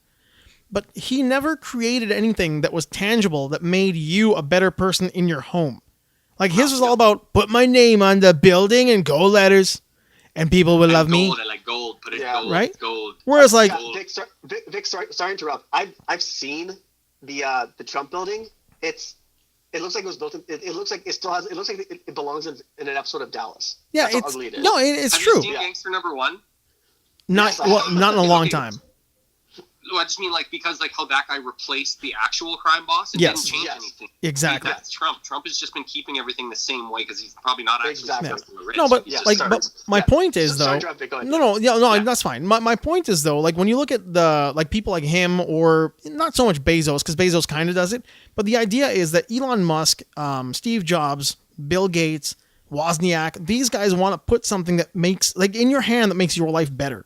Like they want to give you something that makes humans better. Whereas then you've got like Zuckerberg and Trump and you got Bezos who are just like money. I want to acquire wealth. It's really like you're not doing anything really in the long term that's like tangible to me that makes my life better as I'm sitting in my own home. Yeah, I know Amazon Web Services and all that stuff aside. But they're almost becoming like they think they need to be those people. They're helping humankind now. Yeah. I was just going to say that. To them, they're like, it's our responsibility. And like, no, you're a platform for everyone. Everyone's got to be on there. The crazies, the smart people, the hippies. That's how you bring everyone together. Just let them all be there. Let them all. You don't regulate. You don't choose sides. And they're all like, no. We got to make sure everybody's safe from bad words. Yeah, it's but that's how you know who the assholes are. Like, I mean, and if you don't know they're an asshole, well, then you're going to learn who assholes are. Like, this is a great learning experience. Everyone should be exposed to each other, full exposure. Yeah. It is one of those things. It's like the smartest. That's how you deal with fear. Yeah, that's what it is. Exactly right. No, you're right. That is how you deal with fear, and it's how you deal with assholes. You get exposed to an asshole. Your brain is like, oh, data input. That's an asshole. Then you tell somebody else that's an asshole. Then they'll judge that person for themselves. And then you, as a society, like, shun them. I don't know. That's not my type of asshole. But I'm not going to side with them. But I'm not going to, But that's what I'm saying is they may think that. Yeah. And they might be like, yeah, maybe you think they're an asshole. I don't care who they are. And then they just walk. Look at it's going to be so many different interactions. You guys both know. Like, look at what happened to. Hold on, real quick here. What happened to Sargon of Akkad? Like, the guy was a complete asshole. He was malicious. Yeah. He was mean to people. He thought that he controlled a section of the gaming industry. He tried to dox people and be a complete piece of shit about it. And society's like, nah, you're done. They ignored him until he fizzled out and died. Like, you don't hear about him anymore. Yep. No, dude. He's like had not even a 180. He has a podcast. Hmm. Yeah, he does. He doesn't go by Sargon of Akkad anymore. He uses his regular name. Oh, no way. And some girl tried to sue him. Some other YouTuber tried to sue him. He had to go to court over it because she tried to, like, when you do a YouTube video of someone else's video and then they try to, like, get the money for it because you used their rights. Yeah. Like, there was a ton of those lawsuits. So he got into that with some chick from the States, and he wasn't going to sue her for damages. And then she like, continued, and so he sued her for everything. Like, he bankrupted her. Oh, get out. Lost the whole lawsuit, and because he countersued on top of, like, winning the case. So this was like during his podcast time. Well, I can't remember the podcast name, but he's been going over. He's hard to listen to because he's so arrogant. He still sounds so arrogant. He really is.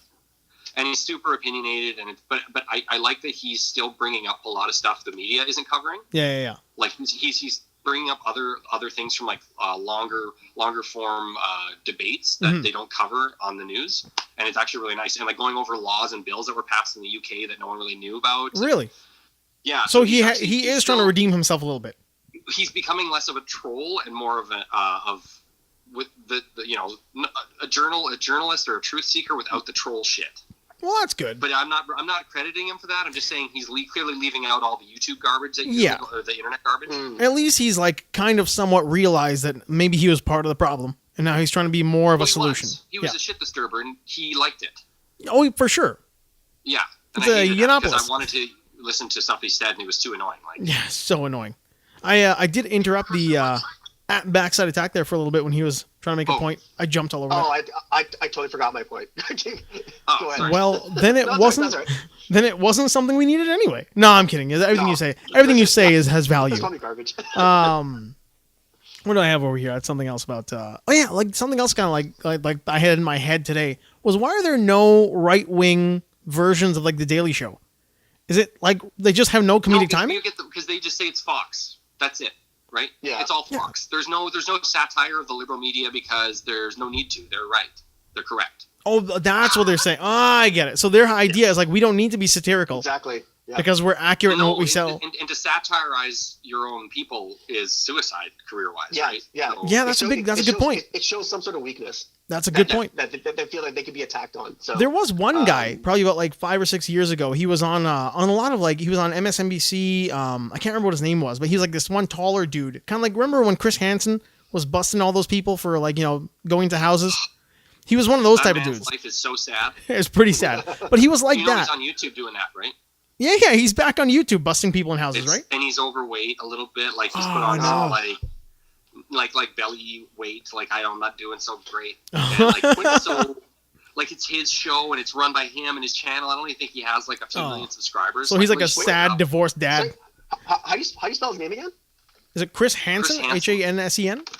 Yeah. Yeah. But it's like the Hansen files or something. Oh, that's gross. Well, didn't he get busted for cheating on his wife or something? Was he on Dateline? Yeah. I'm pretty sure it was from Dateline.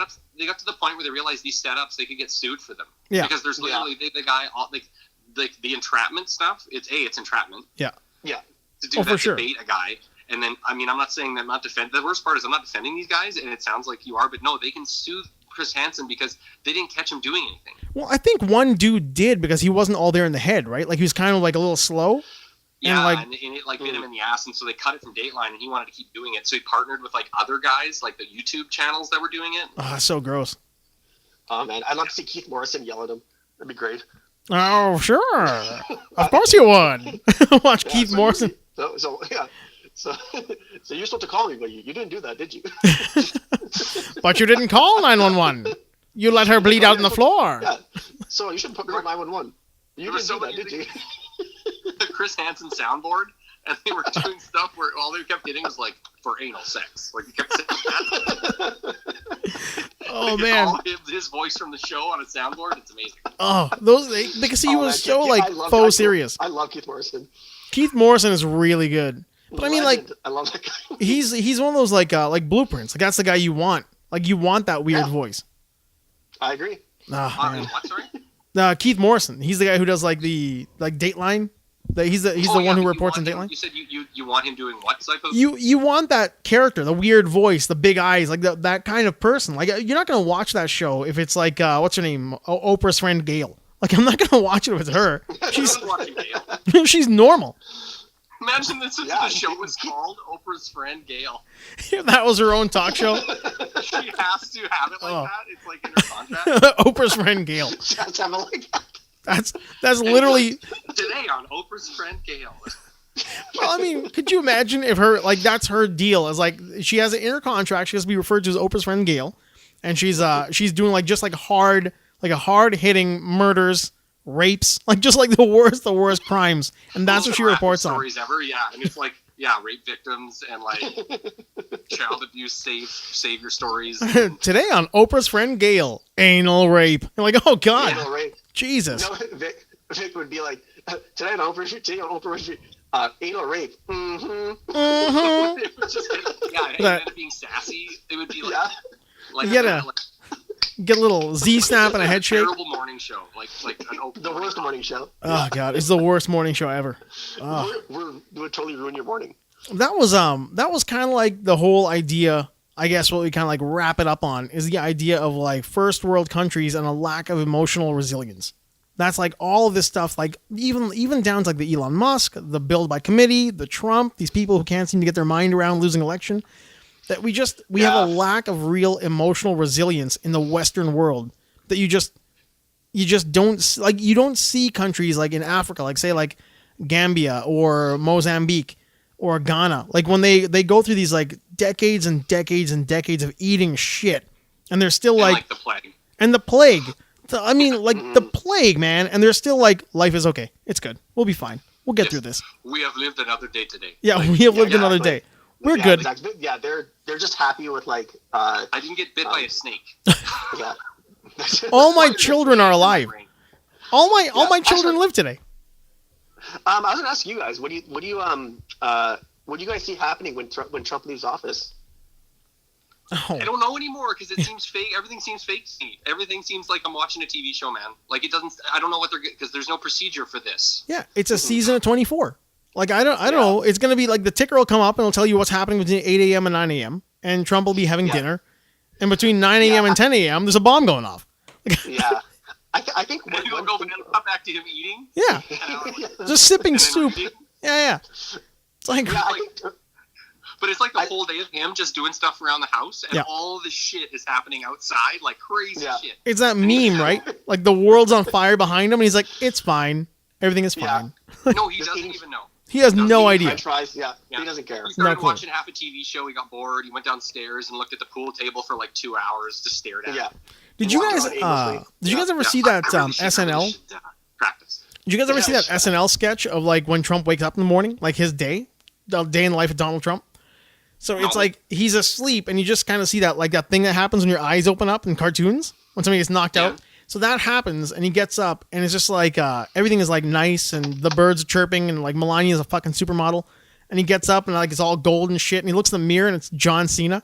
it's John Cena in a wig. And he's just doing curls. And he's just amazing. And his life is good because he's watching Fox News and they're Trump. And he switches to CNN. You know what though?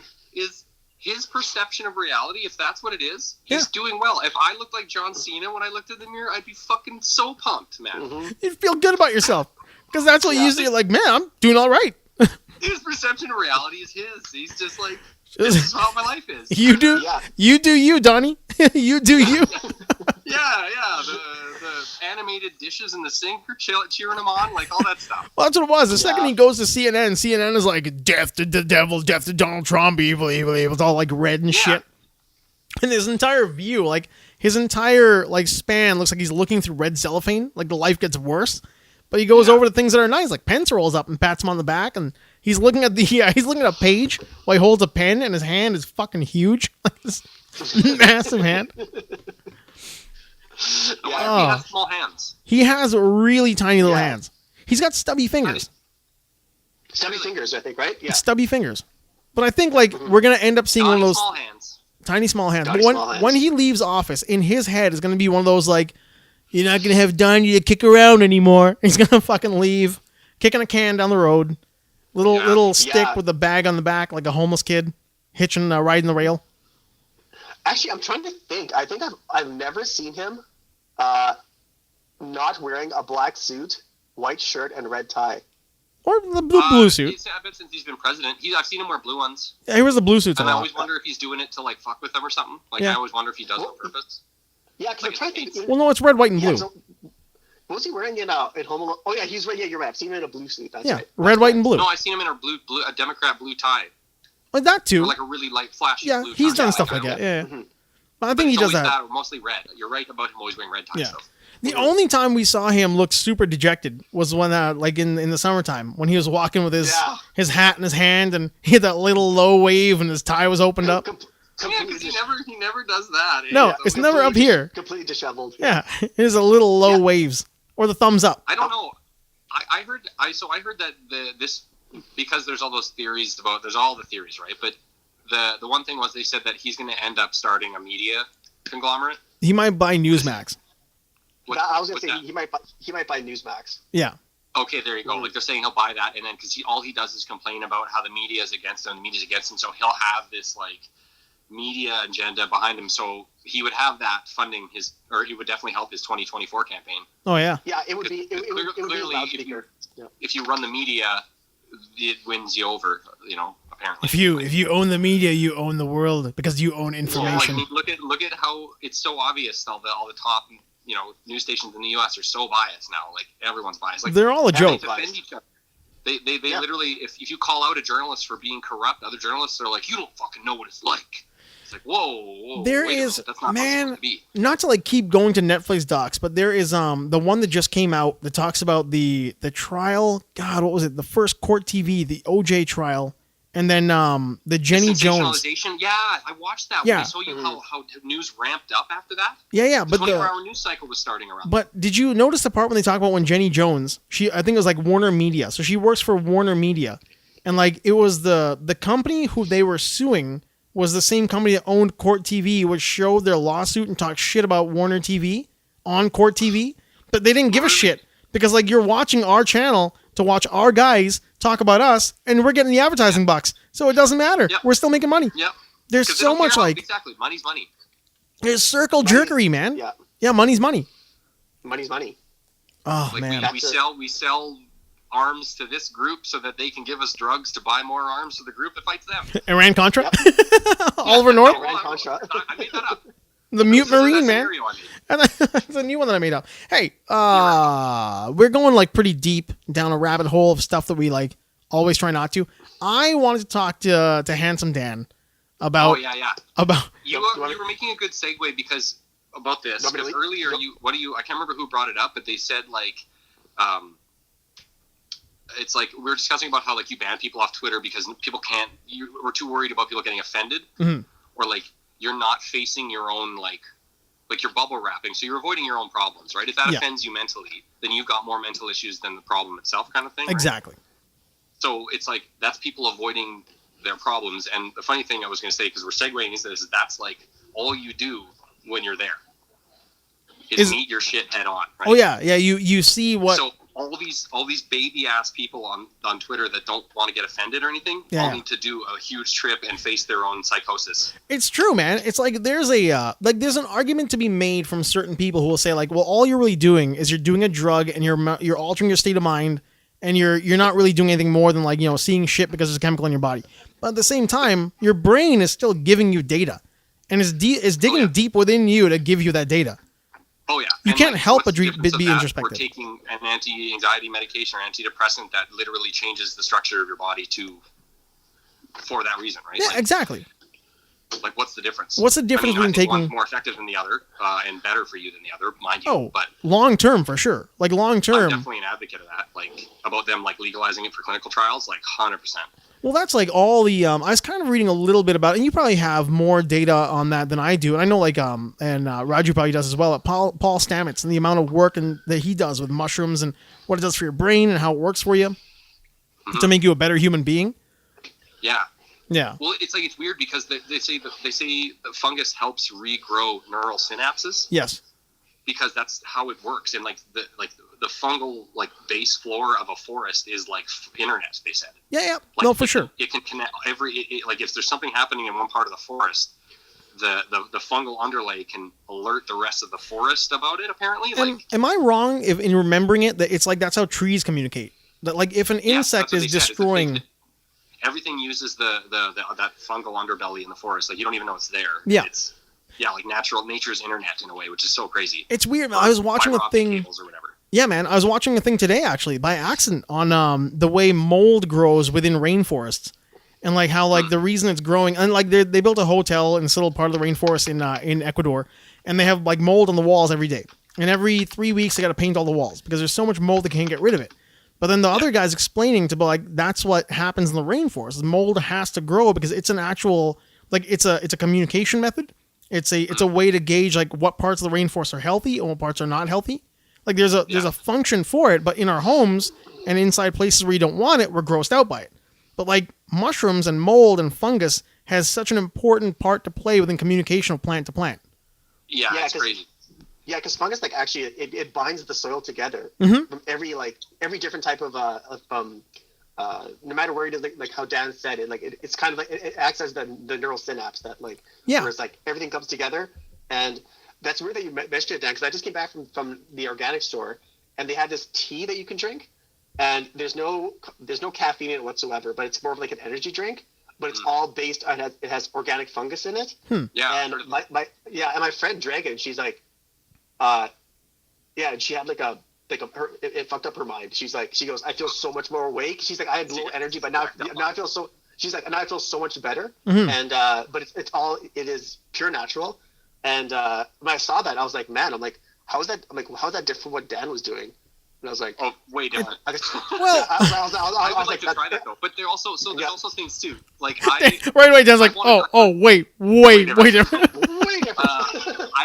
I wanted to. I looked. It said something about like lion's mane mushroom apparently is good for like tinnitus. Like apparently it'll help repair. Like I don't know if that's true or not, but I'd love to know that if they discovered. Man, tinnitus. I have it. It sucks, and I don't know how bad it is for other people, but it is like constant. Like I always hear it. Yeah, no, I'm with you. It's the bars, man. And then I know when it my left ear is worse than my right because then it's like I go into mono audio and then this ear rings for about 3 minutes and then it eventually dies back down and comes back to stereo. I'm like, wow, I'm going to be a deaf old man. Like, no, I hope they have cyborg ears. For you, it's clearly worse because like the band, like you were in a band and played drums and all that stuff. Yeah. But like for me, the most damage though, it was working in a bar without wearing an earplug in the one side for I'll tell you, that's what did it to me is working in bars and like having all the noise around you for like 20 years. Like all of a sudden I get the same thing where you'll be sitting there and all of a sudden it's like you can't hear anything and then the sound hits.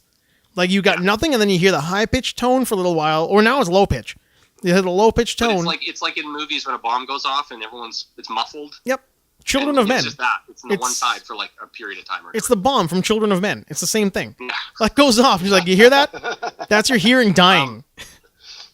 But yeah, so I know like there's all this stuff that they don't study, and again, like make this stuff illegal because they did studies on it, and they're like, oh, it's a psychedelic drug, we better not take it, right? Yeah. But anyway, so there's the thing that I did on Thursday. Okay. The heroic dose is essentially when you take 5+ grams of mushrooms of psilocybin, and so the thing is I think I bought 7.5 grams. I don't know if it was. I mean, I bought it from an actual online store, which is pretty cool. They make all sorts of stuff, but they deliver it to your door. Right on. So they had mushrooms for sale, so I bought them, and I bought 7.5. So I split it into thirds because I kind of figured, it's for 3 people if they want to do 2.5 grams, which is actually like if you want to get high and just have a really fun time with your friends, that's a good amount. it's not going to freak you out. You're going to see colors and fun stuff. But it's fairly safe. Yeah. So I put into thirds and I ate 2/3 thinking, okay, that's 5 grams.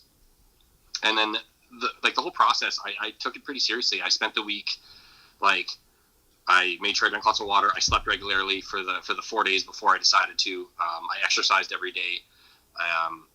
I cleaned my house. Like, I made sure there was like stuff that, like, because I looked up all these videos, like, don't have tripping hazards in your house. Don't have weird stuff in there. Don't put your keys in a dumb place because you'll spend hours looking for them because you're high. Mm-hmm. You know, like, make this really simple for you and try not to move around a lot. All this stuff, like no lights. Like, lights are bad. Your eyes are like almost too sensitive. Mm-hmm. That's why people see all the shit they see, because they're like open wide open. They just have all the lights on, tracers and shit all the time. Yeah, turn everything off. Like, and then you don't look at the time, because apparently time shouldn't exist during this, because if it does, it's a problem for you, and all you're thinking about is time. Like, oh, how long have I been high? How long am I going to be high? Like, you got to erase that from your thought process. Like, oh, you wow. got to really, like, mentally prepare for this before you go in if you want to do it right. Because it's like a meditative process. Yeah. I'm not getting high and going to the frickin' Christmas lights show. Right? Yeah. Oh, yeah, for sure, right?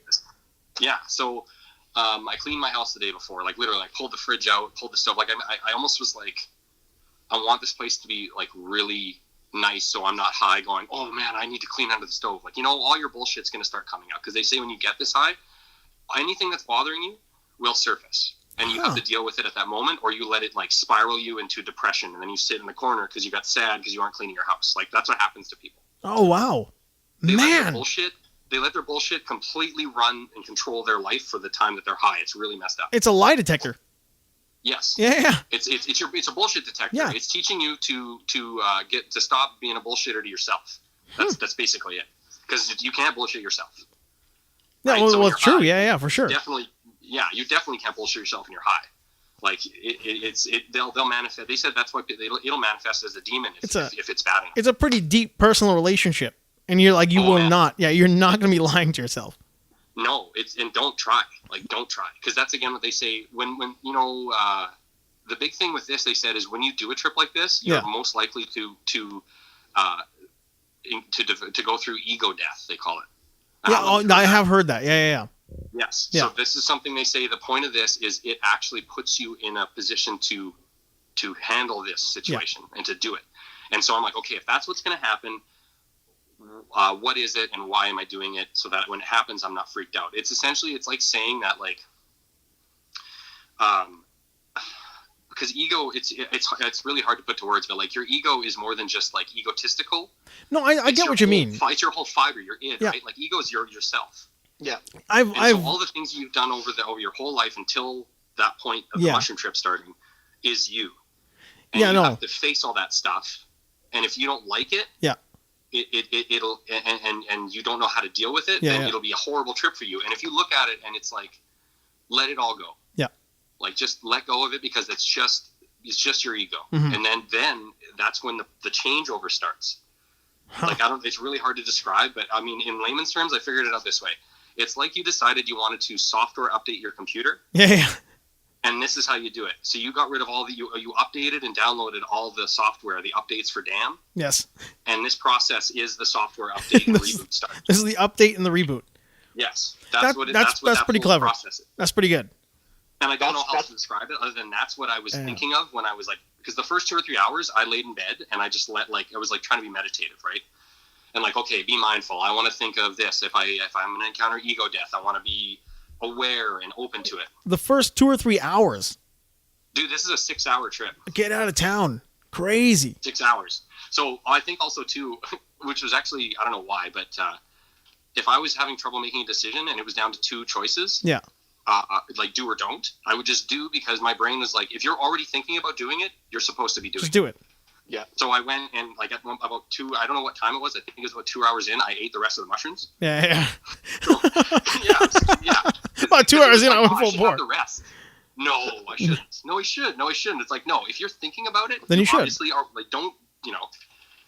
So that happened, and it was great because it just extended it in a really, like, I don't know, it just made things smoother. Oh, wow. And I got to, like, reevaluate some of the previous, like, thoughts I'd had in, like, or in a good way, like, review them, I guess. Yeah. But like, there's so many little details to it that it's like I could sit here for hours and try to explain all the subtle nuances of stuff that don't need subtle nuances, I guess, because it's all because you're high. I mean, what do you mean by the subtle nuances though? Yeah, but like it's definitely something that is like a very healthy experience for you if you go into the way I did it. Yeah.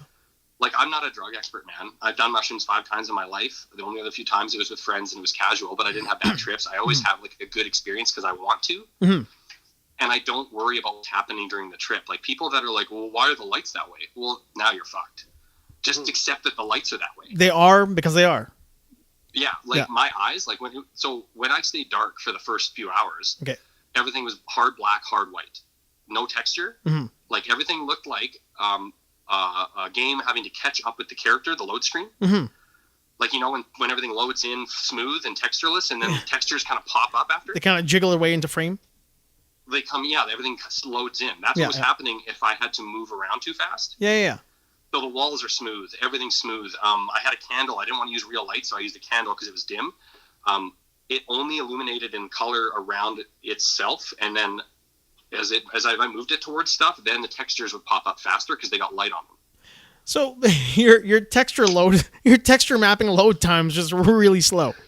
Well, I think that this is, like I said, it was like uploading software and stuff. I feel like doing this is like a repair shop for your mind.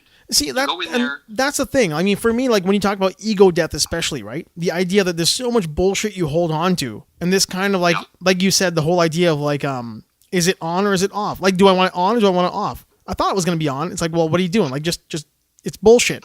You worrying about that is such bullshit. I have more. Well, the bullshit's what caused me to like awaken, like clue in. Yeah. Because the whole time I'm trying to get set for my meditation, I can't get set. Right? Well, you know, the light bothers me. Oh, my feet are clammy. You know, like, and then it's like, we'll do something about it. Yeah. Oh yeah. So then I go to wash my feet, and like I was like, just go have a foot bath. And it was really fun because I was super high, so I had to be careful and I put the candle in the bathroom, and the bathroom looked like I said, the lighting was very like textureless. So the room, the way it looked lit was like the Sin City movie. Oh wow! So like very noir, like very noir. It was very cool. So I was like, my eyes must be just going through crazy stuff. So I could imagine if I flipped lights on or went to see something colorful. But in that sense, I thought maybe that's what you're not supposed to do, because doing this maybe is like a way for your eyes to kind of reset in a way. Yeah. Like just to maybe get a little bit better. Like they won't be perfect, but maybe it's like a color reset from all the damage you've done. And so if you're exposing them to tons of light when they're wide open like that, it's screwing them up. If you keep them dark until the high wears off, you've kind of just helped your eyes rest and recalibrate light and texture. And you know, like I wonder if that's the case, because it was you never know. Why would you want to expose your eyes to crazy colors and stuff? Because it's overwhelming. It's like, what a neat color. Like when you're high and with your friends, but no, man, darkness is like the best for it. It's like healing you, you know, like it's nuts. Like it's so nuts. And the whole time it's like, I felt like someone had put a bubble on my apartment, and that was my like mental repair shop. Like the sound was dying off outside. It was really quiet, but like over time. And it was funny because the fire alarm light bothered me. So I put tape over it, and then it just glowed through the tape, but just like a soft glow. But all the headlights that would come through the window would almost look like it was collecting them. Like they'd shoot into it. Into the fire. They obviously, yeah, like it's up in the top of my, like by my corner of my bedroom. So any headlights that would just go by normally, they looked like they were going up into the light, and they weren't doing that in real life, obviously. But in your head, your perception was, yeah, and you see that, or like in like shadows they say you're not supposed to, like shadows are scary, or like don't have like a pile of clothes that looks like a person. I'm like, no, that's you deciding that you want to imagine that as a person. Yeah, that's your own bullshit. Yes. Yeah. That's your own problem. And the thing was, don't look at mirrors because it'll freak you out, right? No, mirrors look cool. You know what mirrors look like? Mirrors look like just a clean piece of glass with a wax version of yourself on the other side, like a high-def wax version of yourself. It's so crazy. Man, cool. It looks so cool. And then it's dark.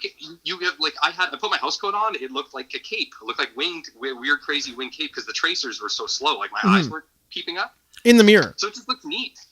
Yeah. Yeah. No, but what gets me, man, is like not even the tracers and stuff. The stuff you're talking about, how like is your mind supposed to perceive things a certain way or a certain way? Like the nighttime thing. Like why put a light on? Like your eyes will eventually adjust. It's like when you're in the city. Like we have so much light damage out, or so much like light pollution out here. We don't know what the sky looks like. You go to the countryside and you see the sky for the first time. Like, well, maybe my brain's supposed to be seeing this shit. Like, this is what everybody has been seeing for hundreds of years until the last, like, 50 years. We got light pollution. Like, your house and your mind is the same way in a sense, right? Like, why are we putting so much data into our head when we could just disconnect for a little bit?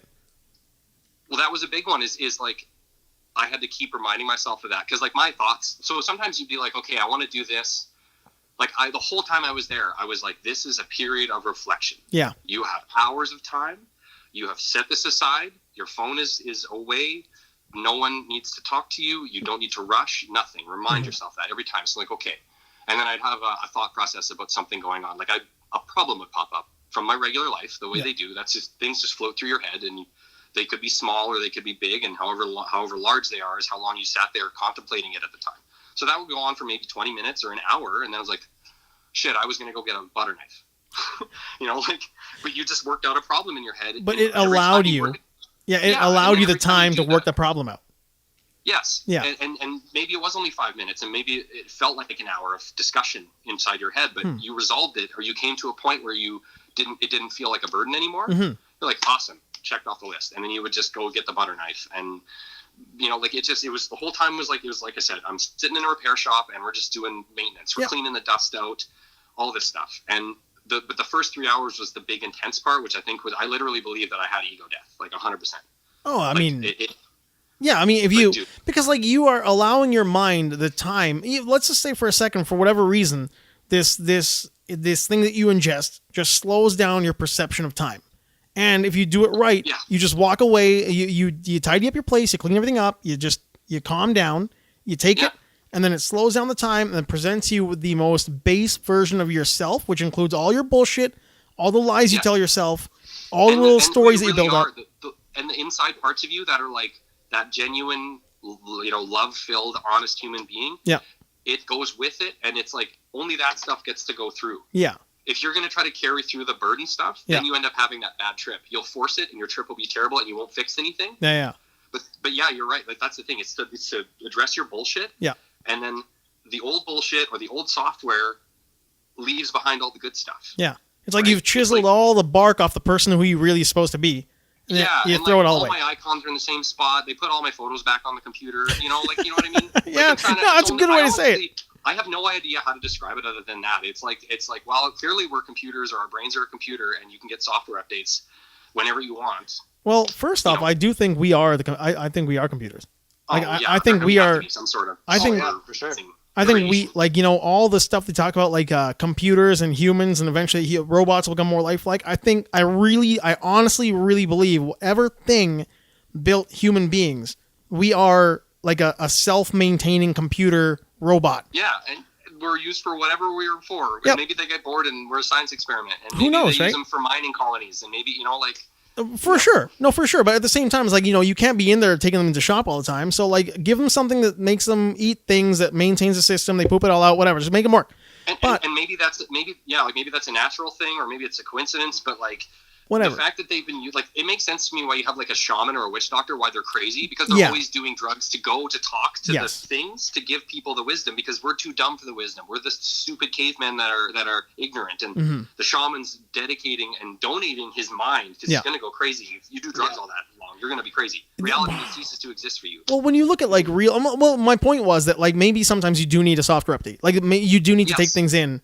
Because we are machines, so you do need to take something in there to strip away all the files that are redundancies. All the redundancies that have been building up and building up and building up, you've got to just like purge them all out. And this is the only way to really do that, right? But like what you're saying with the shamans, and like when you look at them, we've spent lots of times with monks in Thailand and talked to them a lot and like hung out with them and seen like the monk chat shit. There's like a different level where their mind is at, man. They're not in the same room with you. They're somewhere else entirely. Their sole purpose in life is to try to stay connected to that, to provide, I guess, insight, or to spread. Because in the end, it comes down to just wisdom and insight. It comes down to just like how to live your life better for you, not like the way God wants you to. Like it is that. It's like really, man. It's your brain, and you know what? There probably is something. Like the little bubble that I was in, the little repair shop. I know there's something up there past it. I'm there's gotta be. But I mean, like, head, I'm like, that's not. talking about bullshit too, right? When you said God, my bullshit is I always do this shit. I'm like, yeah, but like that's bullshit too. I don't know. I'm not gonna say that word has a lot of context, right? It's got a lot of context, but that's just it, right? Like how am I like? I mean, that's what I'm saying. Like I'm not. That's the bullshit you learn to get past when you do your software update. Yeah. Like all those little like crappy things that you've kind of like associated with your identity. Like the person that you've made up that I present to the world, who is really just like a mask, is this like weird little fucking goblin that I put out in the world who's walking around pretending he is who I am. Yeah. When I'm alone at home sitting around just like zoned out playing Zelda, that's who I really am. But I don't present that guy to the world because the ego is out there, right?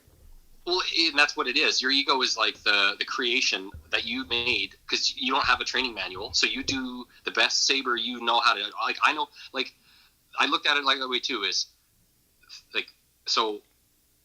It was weird, man, because I feel like before I did this trip, I was like, okay, if this is what ego death is, I need to accept the fact that I might not be the same person when I come back. Like I need to genuinely understand, because some people have actually had psychosis because you have personal dissociative disorder while you're there. Yeah. I can see that. I couldn't refer to myself as I or Dan when I was there because I'm like, oh, that's not who I am. I said, there's pre-trip Dan. Yeah. There's whoever I am right now, which I don't know what that is because I'm like in the repair shop, so I'm like halfway in between. And then there's post-trip Dan. And I said, if I'm going to do ego death, that's what's going to happen to me. Post-trip Dan isn't the same as pre-trip Dan anymore. Yeah, well, for sure.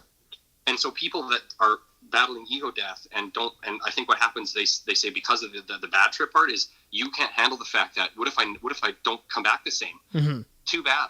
Yeah, too bad, man. You aren't supposed to. If you do, that means you've carried forward all your bullshit with you, and the trip was pointless. I've heard about that with people who do DMT, where that's their biggest fear. They're like, man, like, what am I going to see over there? The extreme, right? Because they're literally like they say you speak to literal beings while you're there, right? They're literally telling you to, like it's a whole. They're similar, but like different levels of like this is a lesser version of a trip where you're not being guided by anyone. It's in your own personal device thing, but like that is like you meet these people from what like you said, right? Like the toucan in the head deal. Your friends have done it. Yeah, well, I had a friend. I had two friends who did it, and they both had similar experiences. But the thing that weirded me out is how they both mentioned, not a toucan. The one said it was a toucan, but the other one said it was like a being was putting a tube into his head that was allowing him to feel what everybody else is feeling. And then the other friend said, it was a toucan feeding pure love. Whereas the other guy, he probably could only look at it more logically. Like, to me, it would be a person with a tube, right? Like, in his brain, that's what he would see. But the other guy's like, he didn't care what he saw, so a toucan showed up. His subconscious is like, I'm going to make a toucan show up. Yeah, so that's what he saw. And when he spoke to everybody else in the room about it, they all said the same thing. They're like, it was like something, a bird or whatever it was, like it was this colorful, intense being was feeding us pure love. And then they were all crying at the same time. And they were all kind of like huddled up. At one point, like during the trip, they all kind of got together and huddled up. And he's like, we had to kind of care for each other. And like, I don't think I would want to do that level of mushrooms with somebody unless it was like, that was my wife or girlfriend and we've been together forever and we've done trips, like not like that, but we're both very comfortable and it's like, we're going to do this together. Cause you are also doing that. And then if they don't know how to handle it, you both can suffer, right? Like, for sure. Maybe then you question everything about the whole relationship with each other. No, I know, like Roger, you're a fairly avid pot smoker. you're a pothead, but you like to hit your. So for you've like dabbled in, like for me, I'm not. I've done when I was younger, I used to kind of like screw around a little bit, but I was never like an everyday kind of user. The once or twice I had like not a bad trip, but a weird trip. And then when we were younger, sometimes you'd screw around with like the national drink of Fiji, which is a hallucinogenic, but it's not to that level at all. But like, I mean, I don't think I've ever had that drug use based there was one time when I did some stuff with some guy, a friend of a friend who we all know, who after the morning after I was like, I'm changing all my ways. Like I'm changing. I'm never doing that much coke again. But it was like one of those things where like, I was with some people who I thought were there for me to help me get through a moment. But instead we ended up doing some cocaine. And it was the next morning, my mind was in a place where I'm like, that's it. My entire world has got to change, like 100%. Well, they did effectively help you work through something, because look what ended up happening. Right? Well, weirdly enough, right? That was the last time I did any coke, and it wasn't like I'm a cokehead, but I mean, working in bars and having those friends, sometimes things come onto the table and you do some stuff. And I know, like, some of the other work that I did, there was a time when we would kind of, like, you know, get yourself fired up because you're doing that kind of stuff. So you would do some cocaine to get your mind right. But it was never something I ever did for anything more than there were people around me who also did this. Yeah, you know? And that's like that's the problem though, is now the way it is almost everyone's like that. Yeah. In the industry, in the younger crowds, but they all just get addicted. They all get really hooked these days. It's like that's how it starts for everyone, and then the bar industry is really depressing right now. So that's what happens. Yeah. People just get bored and do more. Oh, it's like the 80s without the crowds. Yeah, exactly. It's not a parties time. It's like, I want to get over how depressed I am at work time. Like, it's not good. Like, that's all I've noticed lately is everyone's they're just unhealthy. Yeah. You know? So it's almost, I'm not upset that the bar industry is shut down right now, because it'll get rid of a lot of bars that probably shouldn't be open anymore. But like I was trying to get to too is like with Raju, did you ever have any have you ever had like any deep introspection after like some, I don't know, like anything you've taken? Like, is there any kind of like mind altering substances that you've taken that made you really take a good hard look at yourself? Well, yeah, I think after hearing Dan, there's nothing I can really say that was to that extent. Yeah, obviously. But what it does really... Yeah, like, sorry to cut you off to state, I've never experienced that in my life. Like, that's crazy. Yeah, the way you broke it down was incredible. Yeah. But I think with me, it's like you... when you're just doing something like weed, which I don't even consider really a real drug, like it's like, because after when you do it, you're just, because it's not I have my morning hoot, or not my morning, I have my evening hoot. I feel like the neighbor always is on their computer and they always like, there's that fucking guy again. You know, like. Yeah, but yeah, because weed is something that you can just do. Like I can just do it like after this, I can just go downstairs and I can go outside and just do it quickly, right? I don't have to prepare for it. But when you're on it, it also depends on what your expectations of that drug is. Yeah. So like, because when you're doing, if it's something like weed, for example, for me it's like when I usually when I do it, it's more like to like either out of boredom, or number two is to like I just want to order a pizza and because it'll make food taste better. Or I want to watch a movie, or I want to go see a movie, whatever it is. But sometimes or like for chores, I like it if I don't smoke for. It's weird because I can't smoke for chores, but if I have like weed oil in my coffee and then start doing chores, then when it kicks in, I'm already doing chores and I'm high. I'm like, oh great, I'll just keep doing chores because keep going. Yeah, exactly. Yeah. So, but there's also moments where like you'll have you'll be right in the middle of it, and all of a sudden, some thought will come into your head where it's like you have to check yourself and you're like, a certain thing you're watching or listening to, or a certain thought that comes into your head, you're like, oh, you know what? I remember that conversation I had with my friend who I don't see that much anymore. And you kind of like, it reminds me of certain points in your life where you have to reflect. Mm-hmm. And so I've had moments like that where I'm like, friends that, one of my friends who got me into it back in the day, my friend Harinder, who sadly committed suicide because he just went into he started from marijuana to coke, and then he developed a bipolar syndrome. Right while he was going through dental school, mm-hmm. and he committed. Yeah, so sometimes I have those feelings where I'm like, where you kind of remember him, and I'm like, oh yeah, like it'd be so great if he was doing it here with me, like that's so you have those moments where you kind of miss people. Oh, it's just intense reflection, man, right? Yeah, Again, makes sense. Yeah, exactly. I think it'd be weed doesn't work on you if you don't have moments like that, you know, like exactly, yeah. Yeah. So it's so in the sense of that cliche where it opens your mind, but it also like it brings memories back, and so those can either like be beneficial, or you're like they're or they can break you down. You're just like, oh man, like I remember that day or I remember that friend I had, or that time we did this, and it was so it's more self-reflection, I think, than anything else that I've experienced when I do it. I don't do it that much anymore, but it's more fun when you do it with people, I believe. Yeah. I think. So I'm not saying that you. Well, it always seems like exactly. Yeah. It always seems like it's so fun. Sorry to cut you off. No, go ahead. It's so much fun to do it with people who are doing it as well, because you can see what it does to them. It's like, oh, you know what? I can't believe how alike we are. Yeah. Because it brings out like it can bring out some things that would not bring out if you were sober. So well, yeah, man. And like liquor brings up like a whole different aspect of things that wouldn't come up when you're sober, whereas weed, absolutely, like playing D&D when you're high. Yeah, I feel takes the tension out of it, and I can role play a character better because I'm not uptight about what I sound like. That's what I mean, right? Like with alcohol, you tend to like it'll amplify an asshole or it'll amplify a nice guy. But weed, like you were saying, when you're with your friends, it seems like all you want to do is hang out with your pals and be a nice guy. Like I just want to be a good guy and hang out with my pals and like feel good. I don't care. I'll be a goofball. Who cares? It's all good.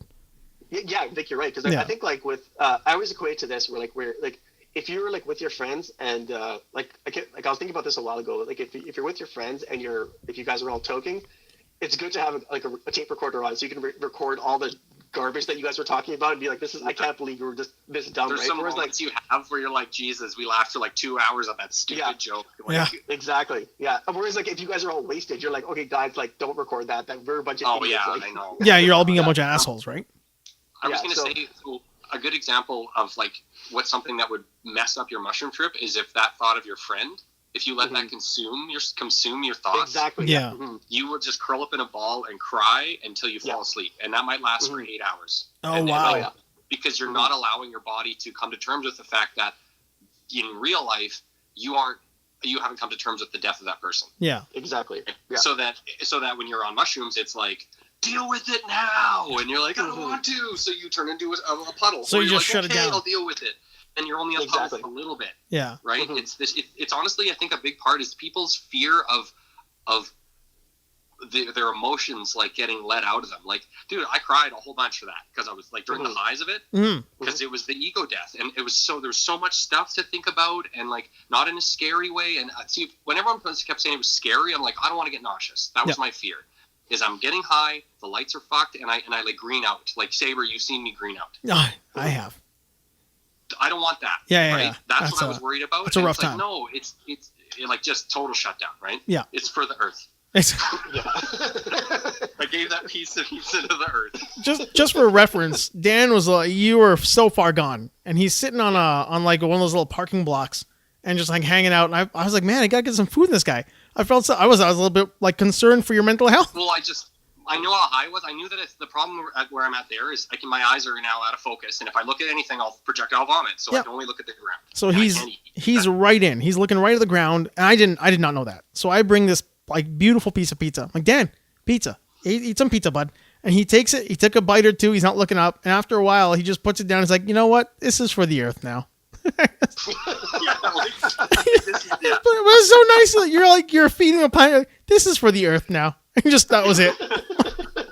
and then I got you guys to call me an Uber on my phone. Yep. And then I jumped in the Uber and my hat fell off, and I remembered to pick up my hat when I left somehow. You were like completely with it, like the entire time. Yeah. It's just you were also completely out of it. Well, I knew that, and the thing is, I knew that if I get in this car, I have to conceal my eyes and any movement, or I'll projectile vomit everywhere. So I just curled up in a ball and said, "Man, I know where I'm going. Just get me there before I get sick." And he did, and he got me home.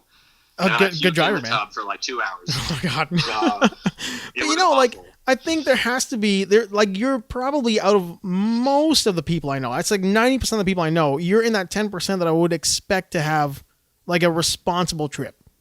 Whereas there are people I know who would have like, I mean, there's lots of guys I know who I wouldn't trust with the same situation at all. They would just do way too much and go to town. Actually, just to point out, I know a lot of people who do that, who do like either mushrooms or weed. Dan's explanation through that whole thing was incredible. Yeah, it was quite on time, on target. Yeah, that was incredible. Yeah. I recorded 40 minutes when I felt good about sitting up and being normal again. Yeah. Or what I thought was like a good period of like the healing part had done. I didn't know what time it was, but so the next day when I looked at the video, I'd recorded it at 8:30 at night.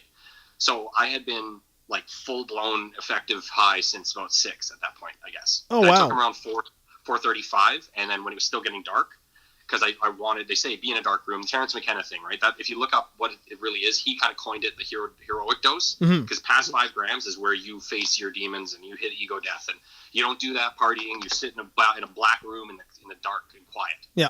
So like that's how I have to do it. And like then, a monk. I mean, I put food out for myself in easy to open containers for later. Like I did all this stuff, and then that was my next question, was the food. Oh, I just easy snacks. Like I don't know. I decided now for some stoner, obviously that I am, is I take peanut butter and jam and I whip it together and I eat it on crackers. Yeah. It's great. Unreal. Yeah, I think like every brown kid on the planet is like, yep. That's great. It is, and I eat them with the Breton ones because they're really like almost like eating bread. Yeah. Like the so is it the whole wheat ones? Butter, what's that? Is it the whole wheat ones? Just whatever plain Breton, the Breton brand, right? Yeah. Okay, like I'm making that tonight. I'm making that tonight. Yeah. And I buy organic. I hate mixing it. The mixing shit is then I'm like, well, I'm using natural peanut butter. You know, I try to make it seem like they can justify it, but it just be a pothead eating junk food. But so I did all that, and like, so the leading up to this, understanding that I knew it's like this ego death thing sounds kind of important, and it also sounds like it could be dangerous. Like you could have, the psychosis bullshit that people go through. Mm-hmm. So I started to just say like, look, whatever happens, you're not going to be the same person no matter what. That's right. Because you're not the same person the next day when you wake up than you were when you went to sleep. That's just how life works. Like the person, like if you're getting up at 5 a.m. and you meet a person that's been up since the night before, you're meeting a past version of that person, and they're meeting a future version of you. Yep. Right? Absolutely. Get weird and trippy. No, so, well, we talked about this on our episode. Murder the person you used to be. Yeah. It's the same. Right. It's the truth. So I looked at it like that way. It's like no matter what, you aren't going to be the same, and literally that's why you're doing this. Like, come on, man. Like, so I wrote a note to myself like I was writing it to a close friend. Yeah. And it was really, and I don't remember writing it, and I read it again and again, and there aren't my words. I swear to God, they don't feel like my words. Huh. And it was really heartfelt, and it made me cry, and it was like, holy shit, huh? Wow. It was like, I hope you do good. It was like, take us the rest of the way. Like, you got this. Like, you're good. And so that's why I look at it like the software update thing gets rid of the old version of you because it's tired and burnt out. Oh, man. And that's you a good are the point. New software that takes the same thing, the hardware, along the rest of the way. Yeah. Because you're good now. Like, you are the new version of the thing that was there before. Yeah. And you go forward with the things. You can handle the problems better than him because he's too tired. You're right, man. Because, the past version of you, like you said, it gave you a pep talk because it knew it carried it as far as it could carry it. And now the software update is letting the new version of you go ahead, but it's letting you know you're going to be fine. What made me so sad or, heart... It was never sad, right? Like, it was always all emotional stuff, but it's never like, oh, no. But it's like realizing that I knew already. Yeah. Like, I wrote this note to explain that I'm okay with what's about to happen. Yeah.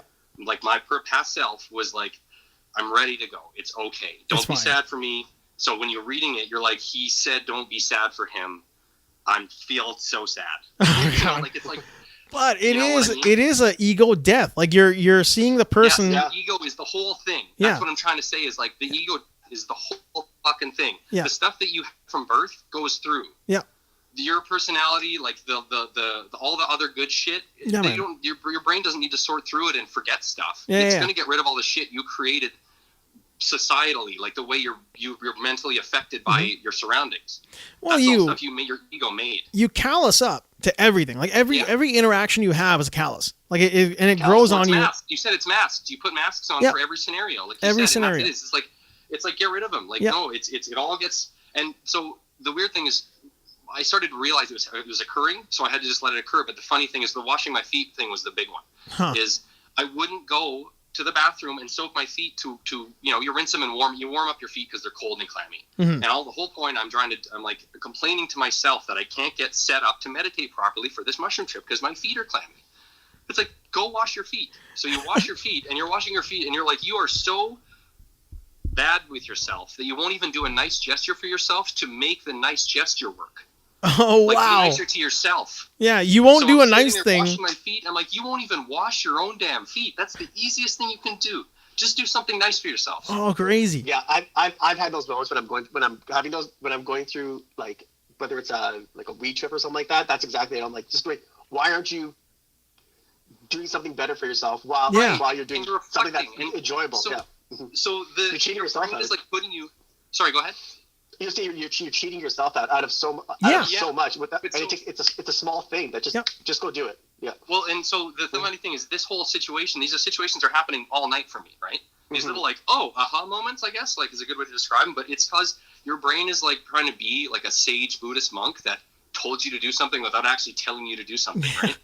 Yeah. So you're having these aha moments, like, why aren't you nicer to yourself? And then you're like, oh my God, I'm so awful to myself. Like, we're all so self-deprecating. Oh yeah, you for know? sure. Like, oh, I'm stupid, or I'm this, or no. Like, so the crazy part is coming out of the ego death thing was probably the 2.5 hour craziness, and like that's when I washed my feet, and the darkness looked really cool, and the texturing, it was beautiful. Like the whole experience was really awesome to be in, because you're like, there's no way this can happen. How am I experiencing this, right?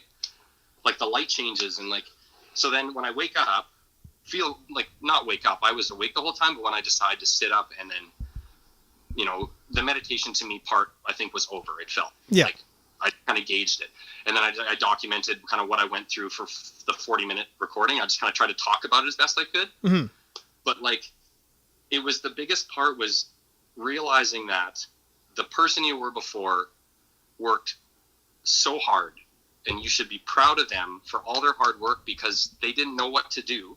Yeah. And they did the best they could for 37 years with this. With no user manual. And no user manual, and they're so tired, and you should be happy for them, because they're now going somewhere else, or they're finally asleep. Yeah. So that's how you look at it. You're like, gosh, that is just like mind blowing. That is also like amazing, you man. For them, like your heart aches for them, because you're like, that motherfucker was slogged uphill for 37 years and had no idea what he was doing. He figured out, maybe I can do a software update. Like he figured out, I'll try this and see what happens. And it was the right choice. Yeah. He knew, like, he was ready to go. Like, it's so weird to look at it like that, but that's what it feels like. That is wild. And dude, the note is so like, it's so little, it's just short. It's just like, hey man, I'm writing this because I want you to read something while you're high when you get up, to see if it, like, what it feels like. It was like an experiment. I wish I would have recorded. I regret that I didn't record like video, like, hey man, you're about to, you know, see you after the trip, Joe, because it would have been a completely different feeling than just me writing a note for someone. Man. But yeah, like this stuff he said, well, and I say he said, it's weird to say it like that, but stuff he wrote in there, I feel it made so much sense. Mm-hmm. It made so much, just like, good luck. I wish I could know what it's going to feel like for you to be you after all this. I'm fascinated and kind of jealous. Like, I wrote that. Yeah. And I said, take us the rest of the way, or that was off. That made me sad. I hate to say it, like, I kind of teared up. Yeah. It was, take me the rest of the way, or take us the rest of the way, or at least to the next way station. Yeah. And then I wrote Classic Dan. Classic Dan. Like old Dan. Old Dan. And you are now like, new Dan. And it made me cry so fast. I was like, oh like, who wow. wrote that? I didn't think I wrote that. Yeah. And I wrote that. Yeah, that was you. Well, that was Classic Dan. But yeah, like that's what happened. And then the software thing, and like the funny thing is, during that process, I was like, okay, well, what do you do during this? You get rid of baggage, you do stuff like, okay, I want, if I'm in a mushroom trip, send me something crazy. Like, I want to see something crazy. And then 2 seconds later, it was like a voice popped into my brain and was like, that's not how this works. That's your ego talking. You can't ask for stuff. Yeah. And I'm like, oh, sorry. Like, if God exists, like, strike me down right now. Yeah. But it's like, it doesn't work like that. That's not how this works. Yeah. And then one of the big awakening points is like, I was laying there and I felt awake, but I felt like I was dreaming, or I guess like your imagination feels like you're dreaming, but your eyes were open, I guess. Mm-hmm. Like in that, daydreaming feels more like real dreaming, I guess I should say. It feels like, I don't know, like if it's dark. So I was daydreaming that I was riding one of those cars leading to like a train, like a luggage car that you ride to save yourself from walking. Mm-hmm. And the guy in the car is like, you only got your backpack left, man. Get rid of the backpack. Get rid of the backpack. It's like, yeah, I know. I'll get rid of it. It's like, no, you got to get rid of it. You can't go further. The car will just drive for eternity. Yeah. Like, explaining to me that this train, you'll never see the car. If you don't get rid of it, there's like dump that bag off. Eternity of train left. So it through some transitional period, it happened. But what occurred to me is that I was still Classic Dan, and I wouldn't let go of my body to get on the train. Oh, so that but I thought, I need to learn to get rid of my baggage. No. He needed to say bye to the rest because he was the one leaving.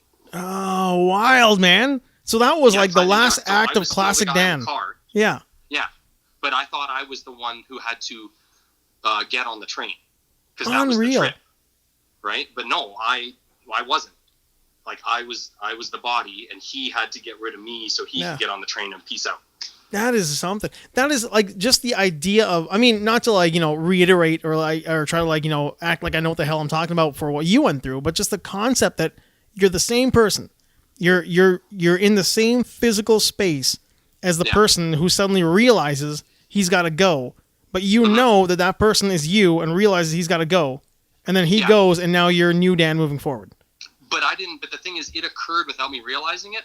Upon reflection later throughout the night, maybe that's when like, oh, that's why. Because then I realized, accepting the fact that this classic Dan existed. Yeah. I'm not all. And again, the whole time I'm in this trip, I have that disassociation. I'm present Dan. Yeah. I don't know what present Dan is, but he's not. He's neither classic Dan or post tense Dan. Is that what you want to call it, Pat? Classic Future Dan? Future Dan? Yeah, he's neither. He's present Dan, and it's like that whole expression of being present is 100% that. You are nowhere else but where you're supposed to be or where you are. Like feeling present, I've never felt more present in my life. I don't know what that means, really. It's hard to understand that. Like, how do you be present? Yeah. Other than just to pay attention, right? Like, that's my idea of being present. This is like, no, I'm whatever I am right now. I know I'm not the other two. It's like you weren't even in your apartment. What? Like you weren't even in your apartment. You were on a different plane, man. You were like, well, you know what the funny thing is? The first trip I ever did was with those guys when we played D&D. Mm-hmm. We went outside and we were walking around. It was beautiful out, and it was in the winter though, so like dead quiet. It's in a warehouse area. There's no cars. The road's like padded with snow where there's no tracks. Mm-hmm. So we start walking around, and it was like if we were in purgatory, this would be purgatory. Like if you walk to the end of the street, you end up at the front end of the street. Same end of the street. Yeah. Yeah. Like I said, I was like, you know what? Because we're high. If we walk, I'm saying I can feel like if we walk to the end of the road, we'll just pop out at where we just came through, and it'll cycle through. But we could have been on nonstop. That's what that does. It puts your brain, it puts you somewhere else in a way. Like another layer falls on top of everything. The ether, that you want to get crazy. It's kind of nuts because like just the way you're describing it makes you want to be more like introspective and kill the person I was yesterday or I am right now. Well, and you saying I don't want to pretend like I know anything what I'm talking about. Yeah. I don't agree with that at all because I don't know if what I'm saying makes any fucking sense. So I'm worried that I sound insane. No. Because but your feedback helps me realize, okay, I think I did grasp what I'm trying to. I think you did. I think you did. Yeah, I agree with Vic. I think what like Dan, you're saying that when you were talking about when you're in the present moment, I think that's when you truly start to really understand yourself.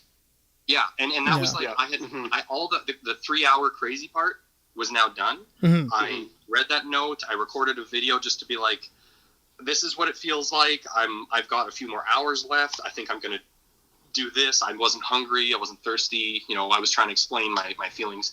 I knew I was like, now I have a number of hours for introspection and like thought and I was like, maybe music. I know that the one guy said, if the high gets too intense, it's good to have a joint to smoke because it kind of levels the high out. But I didn't reach a point where I was concerned, but I still wanted to smoke a joint because it was like the post craziness. And I went outside and in reference to your seeing the stars, man, doing that, there was no other stars but constellations. Yeah. I don't know what constellations I was looking at other than I know what Orion's belt looks like. Yep. But it wasn't like a mass. It's like the stars got filtered back enough so that I could just focus on the constellations. Oh, wild. Because again, with the texturing, if I stared too hard, I started to see more of the stars. Focused. But then if I went, no, just relax your eyes and stare at the prominent starlight, it was only just the constellations. And that was probably, I want to say, if that was the first time I went outside, it was probably like 10 p.m. Oh, crazy. It was clear sky, too, so it was perfect. Yeah, but so it had been a while, though. Oh, it was great. And then all the weed did was kind of just relax me. And then the cool colors were still there. Like, street lamps have that rainbowy hue around them, like all that kind of light. But I was very against artificial light for some reason. I'm like... don't use it and only use the candle. And one thing I thought was really kind of spooky is when I decided to come into my living room, I have those Shaw pods all over my house for internet. Oh, yeah. They're like pods that just, they're boosters for the internet. They boost your net, I have one in the hallway and one in the bedroom and one in the living room. I saw the one in the hallway flashing. I'm like, okay, that must mean, I think it's usually like they get turned off. Mm-hmm. So I looked at my Shaw thing. Only the bedroom one and the hallway one were off. And I couldn't turn them back on. I couldn't reset the whole system to do it. It wouldn't work. They always kept staying off. Mm-hmm. And I only spent, I'd say the majority of the high I spent in my bedroom or when I went to the washroom and sat in the tub and washed my feet. And I didn't traverse to the living room until probably like 3.5 hours after the trip had started. So I'm like, what had happened? Was that my main focus area? Like in a spooky way? Did it like disconnect the internet because it's in the ether? So just let you stay in the moment rather than have you like all. Yeah, I don't know. And it was just funny to me that like, why would those two go off? They never go off. It's not a normal occurrence. I couldn't turn them back on. They wouldn't reset. The system wouldn't reset. And the living room internet still worked fine. But where you were in the corner over there, no internet. Where the majority of the trip happened, right? Like the strongest portion of it happened while I was just laying in bed trying to like meditate and whatever. Who knows, man? I mean, I'm fascinated. I think the entire story is just like it's bonkers. The whole thing is so bonkers. So bonkers. Man, yeah, but I mean, at the same time, like it kind of tracks exactly with when you hear people talk about DMT trips or having like psychedelic trips for the better. Like not the ones who obviously like go a little bit off the deep end. Maddie to this day will never do mushrooms because he had a horror movie mushroom trip. Of course, you crazy person. You live in a 1901 house and you were listening to Tool in your bedroom with the lights off. Like, yeah, man. I had a friend who I'm not going to throw under the bus. You've never done mushrooms before. Oh, that's nuts, man. Not set up for failure. Not to throw somebody under the bus. But I had a friend who did the same thing. He was in his room. He did way too many. He probably did what you did, and then he accidentally locked his own door. So like it was a simple lock. It's like the classic like push, turn, open door. Yeah. And he couldn't get it open. And he's like, all of a sudden the walls are on fire and they're melting. I'm like, number one, your walls are covered in like Metallica posters and Tool posters and shit. Yeah. So like they came to life. They freaked him out, and he just curled into a corner, sat in his bed, and waited it out. Yeah. Yeah, 100%. And I can totally see that happening. And I was like, no closed doors. Like when I had to go outside, I made sure my keys. So I put everything in the exact same spot, and I put it there before I got high too. And I knew it was like, your headphones are going to be here with your keys and that joint and a lighter. So you don't have to look for nothing. You're good. And then like, don't lock a fucking door, because if you have to fight to unlock a door, like I was saying too, the funny thing about the whole reset is if I stood up, I had trouble walking. Oh, like, wow. So through the majority of the early stages of the process, when I had to getting up to pee was hilarious too, because I couldn't see the water properly and it looked very pixelated. And then I was like peeing. I'm like, am I peeing in water, or am I hitting the side of the fucking bowl, or like, am I peeing on my pants? Like, oh man. And as you're peeing, it's turning to ice cubes. It's like just pixels. Well, yeah, it was like, I'm not kidding, man. It was blocky because it's moving too fast for me to see. So it was blurry and white, and the toilet was white, and the water was invisible. It was just a white blur. Man. And so the noise was like, okay, that's middle water noise. When you're peeing in a toilet, that's hard to think about the depth. And it got quiet. I was like, wait. Like, it was pretty funny. I gotta agree with you guys. Like the software analogy is such like spot on. Like it is about as bang on as I've heard anybody say. Great analogy. Yeah. That's the only way I could think of it. I was sitting there. I was like, that's what this is. That's what this is. I was like, there's no other way to describe it other than. And if you want to look at it that way, it almost becomes more effective. If you acknowledge that that's what it's doing, then everything you do is like, okay, well, this is obviously another software problem, or you left this program in here. Like your bullshit, the little reflective bullshit I would have after. Yeah. That was when I was just picking like I was just like cherry picking stuff out now. Like, oh, what's this problem I have? Oh yeah, why are you dealing with that? Yeah. You know, like oh, talk about it tomorrow. Like there was some stuff where it's like, this isn't really an issue for you. Yeah, do you really want to address this now or not? And then I would immediately forget about it, and it was great. Like crazy, man. That is just phenomenal. Just nuts. Yeah, just nuts. Like I would once a year. Like I think people should do that. Like once a year, or people that have to go on actual prescription drugs, if they were to literally start doing the clinical trials. And I saw old clinical trials. They use synthetic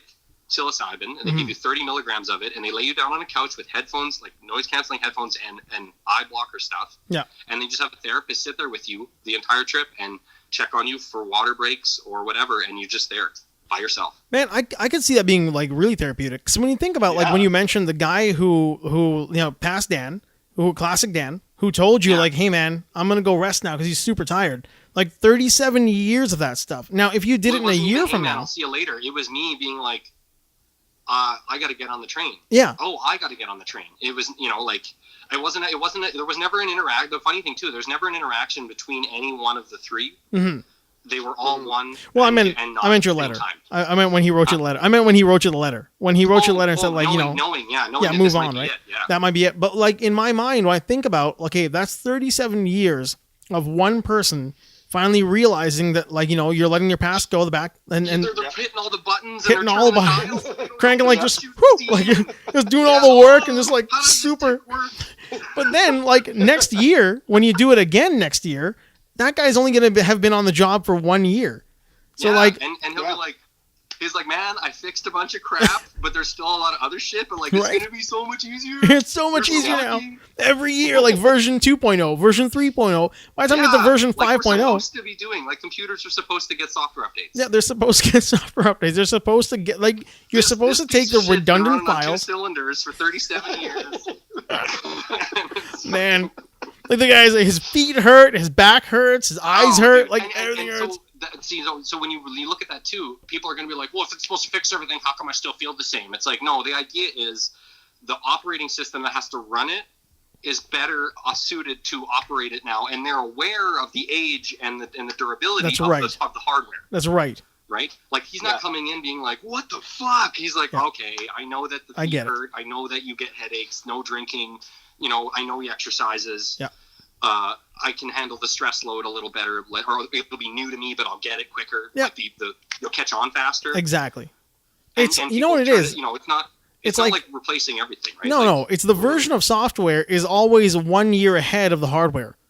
It's like, and then the hardware catches up. You reboot the software to move him 1 year ahead, and the hardware catches up. That's what you're doing, right? Yeah, it is kicking the can down the road. Yeah, it's kicking the can down the road. That's why I said it was like that note meant a lot, and so the note too made my brain think of all this different stuff. Like, it's like, if he knew this was going to happen, he's been preparing for this for how long now, and he thought this is the good opportunity. He didn't know if it was going to work, but he tried it anyway. And it's like, that's why, like, when I said, like, you wept for his passing, because you were sad for him, because you were proud of all the hard work he did. Like, that is a huge step for somebody to acknowledge, to genuinely. You can say you're proud of yourself. I say I'm proud of myself all the time. I never really feel that way. No. Never. No. Never. Do you know how much interesting stuff that I've done that I never thought I would do? Oh. And I'm like, that's just what I did. No, that's be proud of that stuff. Yeah. But you never really. Yeah. Whatever. Anyone could have done it. Fuck, who cares? Yeah. So you're sitting there and you're like, I am so proud of that person because they decided to do all this stuff with their life for no reason. Yeah, for nothing. They chose to, and they worked the hardest they could with no direct, like you literally appreciate the person you were instead of not appreciating the person you were. Yeah. Which is what we're all supposed to do, and we don't do it. We're always so much prouder when, like, a friend of ours does something. Someone else. It makes you feel like someone else did it, because it wasn't me. Yeah. That's all. Literally, I can say that right now. It's like, that was classic Dan that did all that stuff. Yeah. When we see our friends succeed, we're always so happy for them. But we're always catching up to our own bullshit so much that we're never proud of ourselves.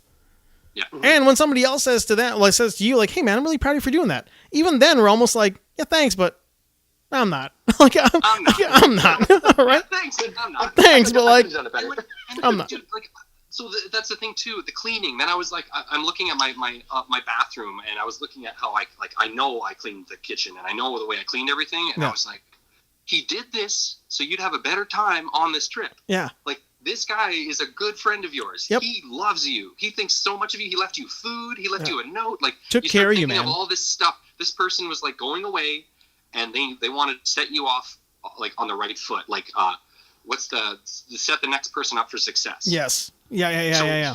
So it was like the review of the last 4 months of my life was like me going, he saw this coming somewhere in his subconscious and decided, I'm going to build the best situation I can for him because it's going to be really fucking tough coming forward. Because I thought about, I got to go back to 2 jobs.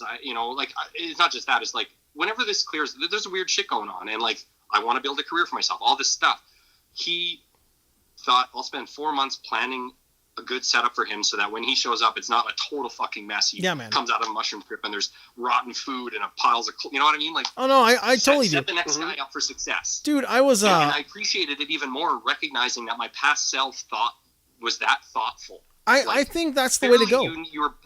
You don't think as highly of yourself than you actually are in real life. Yeah, no, that's exactly it. It's like you thought so much more of yourself Like afterwards. Yes. Like you were like, man, like he clearly cared about. Like, he cares about you. Dan clearly cares about Dan as a whole because he wouldn't have done any of the stuff he did for him prior to the trip if he knew he was leaving. Exactly. Yeah, exactly. He would have left the house the same condition. He would have just done the mushrooms last week when he was bored. Yeah.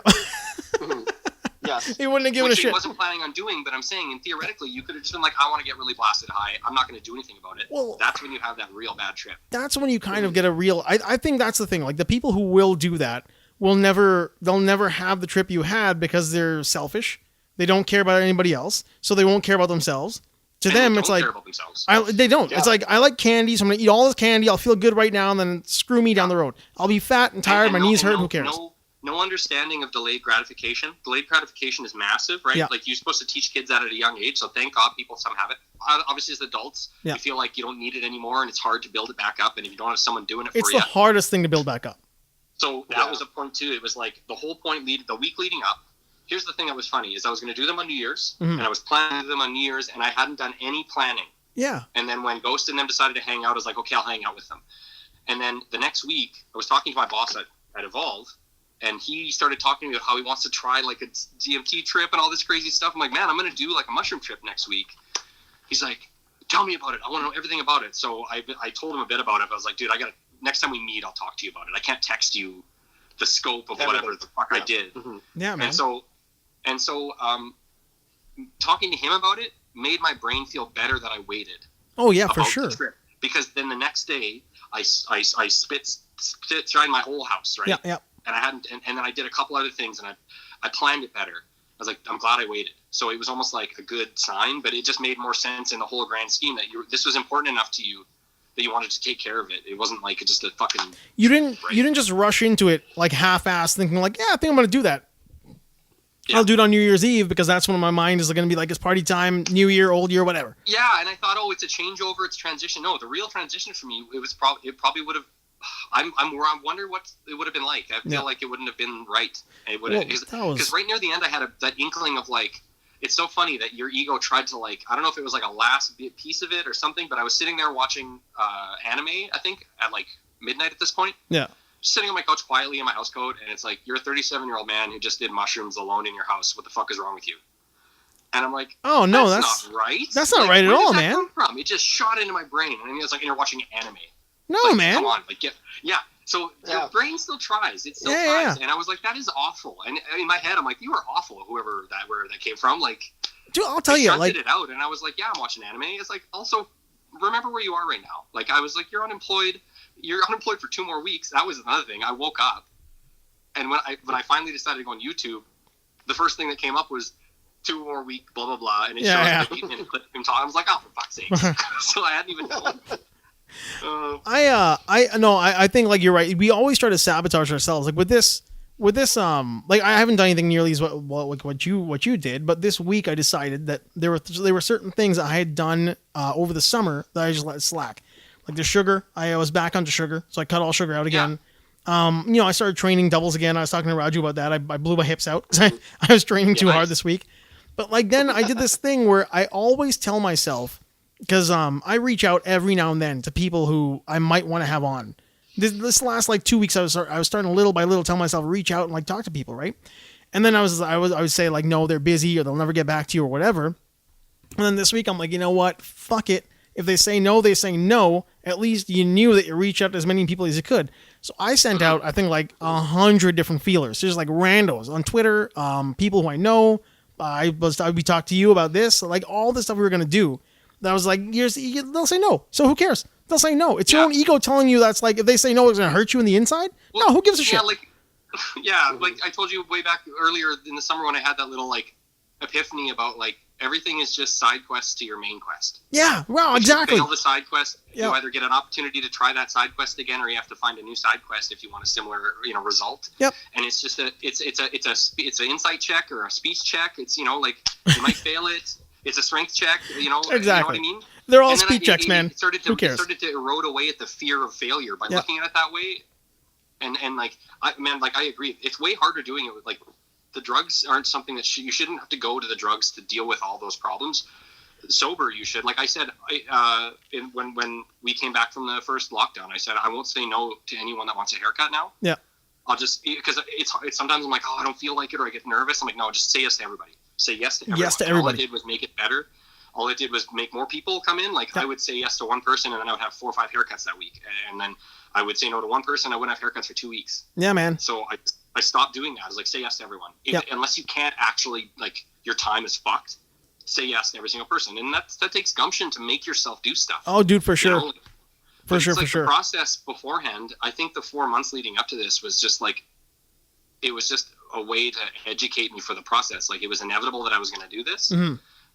But somehow I really made a point of inadvertently preparing for it, like getting in better shape and giving myself more discipline and structuring my life out better. And, no, I know you fairly well. I know both of you, I think, fairly well. Do you guys find that, like as you talk more about it or talk about that experience, like, do you guys find that you ever thought of yourself like as a perfectionist, or maybe like you want things to be like that toolbox fallacy thing, right? I'm way too much. Yeah. I've been that way, like, with bands, man. Yeah. Oh, I know with bands you've been really bad. I'm a fucking hard ass person about stuff, and I realize that I bully people when I'm in bands. Yeah, I'm really bad for shit like that. Where, like, I'll never think what I've done or what I've created is good enough. Like, I mean, I get commissions now where I do art and drawings, or whatever, but I stay off of Instagram because I always feel like my own personal shit isn't worth sharing.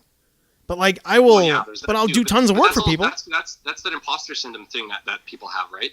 Like, I have it too. Like, I didn't know what it was, and when you look it up, imposter syndrome is when you're like, everyone's gonna find out I'm actually not good at this stuff. Yeah. When it turns out you're good at it, you just think you're not. You just think you're not. Yeah, exactly. Yeah, I'm really bad for that. Every time I'd be cutting hair, and everyone's like, "Man, you're so good at men's haircuts." It's like, thank God they don't know. Like, oh God, they don't know. Like, I've deceived them again. Like, every time, like, I've deceived them. And I'm the exact same way. Like, I'll do this. They bought my art. They like my work. I've tricked them in thinking I'm a It's cartoonist. the same thing, man. The hardest thing for me to do is hand over artwork, and I hand over artwork all the time. And, like, nobody ever comes back to me and says this is bullshit. It's not what I wanted. They'll say, like, "Hey, can you make the eyes bigger?" I'm like, yeah, no problem. I'll do it. I hand it back. They're like, "Cool, bye," and they're done. Yep. Meanwhile, I'm like, and then you're like, they just took the crappy eyes I made. They right? didn't like them. They didn't want to do it anymore. Then I'll look back at it, or I'll do the worst thing ever. It's like, I'll look at what I gave them, and I'll flip it. Like, I'll mirror it, so I'm looking at it in reverse, because that's something you can do with digital art, right? You flip it so you're looking at it backwards, and it looks awful. So I'm like, oh God, I hope they never put this up against a mirror. Like, they're not going to. In reverse. I do. I do all that. Your normal drawings will end up looking like 10 times better for some reason. It's the weird. The one I did today, I finished one today as for myself to put on Instagram. But the second I was done, I was like, no one's gonna ever want to look at this. It's crap. The foot's too big. The arm's too bad. The skateboard's not done right. Like, I was so mad at myself. But, like, I'm about to post it. I'm just gonna do it anyway.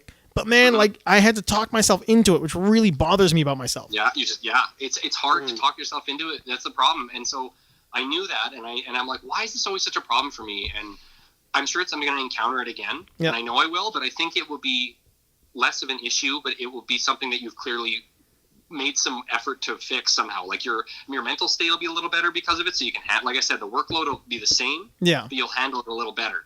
Maybe not perfect, but you'll handle it better, or you'll address that you need to work on it. I think so. Like I said, you do this once a year, and every time, maybe the problems become less and less, and you're like, man, I'm fixing stuff. Things are going well, blah, blah, blah. Like, eventually you start having mushroom trips where you're just like, what do we want to listen to for 14 hours? Like, I'm really glad you did it, man. Like, I'm it's just a vacation from reality. Not to cliche it out, but I'm proud of you. I'm glad that you took the time to actually do it. Yeah. I'm really glad you did. Awesome that you did that. Yeah, man. Like, it literally, I don't know if, like, I obviously have no credibility to say this, but it was like working out years of therapy with a therapist in 6 hours. Man, like that's what it, and then they say that's kind of what it does, is if you were to do it with a therapist, you'd only be going for a few sessions. They say most people that have done the clinical trials, within 4 months, they check on them every 4 months, and they're like 98% improvement on their mental health. Unreal. And then, like, 2% of the people that did it didn't get 98%. But everybody was like, no, I feel great, my marriage is better, all this shit. And this is like trials from like 30 years ago. Yeah. Well, it's like, some time, man. Yeah. Because like McKenna and Paul Stamets, they've been doing this forever. Like, this is not something that just showed up now. No, but just, it's impossible to get, like, they said that the little 30 milligrams synthetic stuff you get, like, you can synthesize it and it does the same thing. You don't need real mushrooms, they said. Mm-hmm. But They said what it is it's like in its vial, and it's in a glass thing, and it's in a safe in a bottom basement of a room, and a blah blah blah. And it's like it's what do you think it's gonna do? Like, man, it's not a nuke, man. It's not a nuke.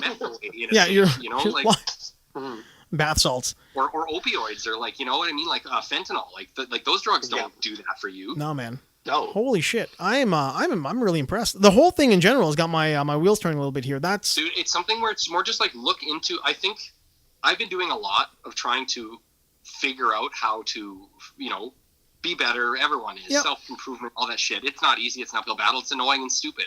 And it's very little gratification for all the work, right? Mm-hmm. But it does work. But it's like doing it enough gets you to a better, respectful place for this. I feel like this isn't like a wonder drug where it's like, just do mushrooms, you'll be better, right? Yeah. You have to put in the work. Like, you need to treat this like that. Like take it very seriously. Understand that maybe I have psychosis and I didn't know, and it totally fucked me. Like, what if I had a fine trip and everything is fine, but now I have dissociative personality disorder? Because I didn't get back into my brain, or I don't think I did, But but here's the thing, though. I think there are certain people who you can kind of see that coming with. I mean, I don't know for sure, right? Totally. Yeah, you can see it coming. I didn't go to a doctor to establish my mental condition before I did this. I took it upon myself, which is my own risk. But I was optimistic. I didn't, there weren't any hidden things that I didn't think would, because they all come up, right? Yeah, it doesn't matter what you, if you don't know you have that problem, it probably surfaces, and that's probably what's terrifying. Yeah. Mm-hmm. You have a personality disorder. That's what it is. That. Like you already have one, or you have it's not so much that you're gonna have ego death, but you've got like another guy living in your brain who's gonna be like, nope, I'm not gonna let him kill that guy. Better, who's more in control of it than you are. You're subconscious, right? And again, you're not one person, but you're inside one person. Yep. Like, it's weird. Yeah, the body is obviously one body, but there's 3 states of you. Oh, for sure. One is leaving, and there's the present one. That's the repair, like the operating system that runs underneath the software, let's say. Whatever that is in a computer, the MS-DOS. Yeah. Yeah. You're MS-DOS the whole time.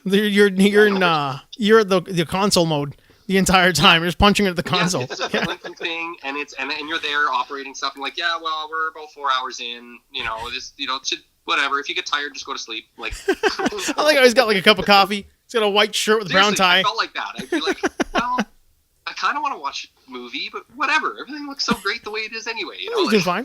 All the gauges are good. There's no steam coming out of anything. There's cranks and shit. It's like, no, it's all turned off. It's dude, good. that was amazing. I'm really glad you talked about it. I'm glad that you were willing to talk about it. Yeah. I know, and it's exciting to talk about, because I'm like, I hope I know what the fuck I'm talking about. Yeah, man. No, I'm gonna cut that into a standalone for anybody who wants to just hear that one segment. That was wild. Yeah, I agree. Yeah, I think that's a good idea. No, I mean, to be honest, man, I'm kind of like, I want to go to someone like in the community, in a mental health community, and show them the 40 minutes that I said, because I talked about a lot of that, because I was like worried that I wouldn't be able to articulate. Mm-hmm. So I recorded it, but I'm glad that I can still remember that. Yeah. That's when I thought of the computer idea. Like, it was while I was high that made me this all made sense to me, right? Like, I've got some people I can put you in touch with. Well, I'd love to see if they're like, do you want like 40 minutes of a person journaling their what they just went through? Because it's the whole thing they talk about theoretically, and everyone talks about it on YouTube. I don't want to just put it on YouTube. Like, if you want to know what it's like to hear someone talk high for 40 minutes, here you go. Oh, there you go. I mean, we could. But I don't want to do that. I'd love someone to just like, oh wow, like read it, or listen to it and go, this is what a person who's like took a medicinal dose of marijuana or of mushrooms for mental health did. And no, but what I'm saying is like, you keep that for your own. Like, we could just put this up. Like, people are going to see this, and they're going to get a pretty good idea what it is. You know what? I would show that to like my sister, because she would get it. The funny thing is, my sister's like really exploring her mental health now, because of a lot of has changed in her life, and her goals are different. And we're on the same page in that, which is nice. We can talk about it. Yeah. So I feel like comfortable that I would show that, or I would show like a mental health person, just to say, what do you think of this? Yeah. Like, does this seem like a good frame of mindset? Do I sound, like, I don't think I'd be wrong, but I just think it'd be nice for a psychologist to be like, wow, you did this on your own? Like, yeah. Well, I mean, it's weird because you take the mushrooms and then you essentially turn this like hidden part of your mind into a therapist who knows you better than a therapist knows you, and can't MS-DOS. You can't. Yeah, your MS-DOS, the console. You can't lie to it. It knows all your bullshit. So when you lie, it tells you you're lying, and then you let that person guide you into being the newer version of you. And all the stuff you try to hang on to, it's like, nope, all crap. This is crap. Hey, That's crap too. No, it'll let you, but it'll take the process. Will take longer. Yeah, it'll take longer. Yeah, it'll drag it all out. That's the problem. Is it's like feel free. Like so here's I just remember this. So this I didn't remember why I was trying to ask for stuff, and I wasn't like asking. I was like, show me this. What makes people think these trips are so nuts? Yeah. And I was like, I remembered. So this is whatever. Maybe it's too much information, but I remember when I was a kid, I never had a wet dream, and they always tell you about them when you're a kid. Yeah, for sure. You never had one? Yeah, you have a wet dream. I was like, I don't ever remember getting to have a sex dream. I was always so jealous of that. I was like, I'm high on mushrooms. Make me have a wet dream then. Do it. And it was like that was when the voice is like, no man, that's not how this works. That's not how this works, man. And I was like, damn.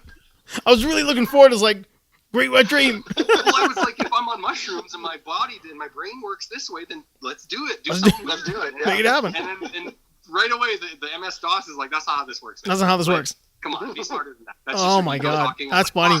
Fuck. No, but it's true, right? It's like, no, you're not in control. You're gonna see what's wrong. It's not a lucid dream. Yeah, it's not a lucid dream. Yeah, it feels like a lucid dream. Yeah, but it's not. It's not. It's just introspective. The whole thing is one big trip of looking into your head. And the whole time your eyes are textureless, and you know what I mean. Like the whole time the shit's going on. So you're like, oh, this is everything's.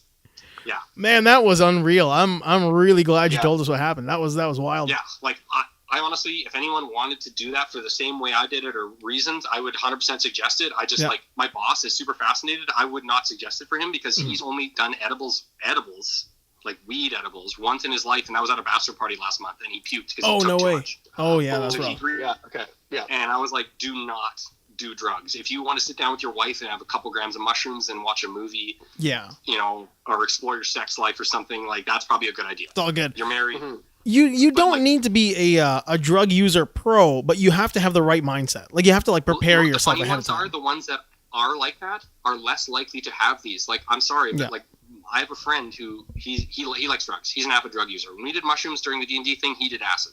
Oh God. Yeah, but because he can function on acid. Yeah, he was all right. Like he's tripping, but he's on acid. I've never done acid. I'd love to do acid, but like I heard the best thing to do is go ice skating when you're on acid. Really? But like don't know why. But it's not really for introspective reflection. It's for crazy party time. Like, it's party time. Yeah. Mm-hmm. Yeah. So he would never have one of these moments.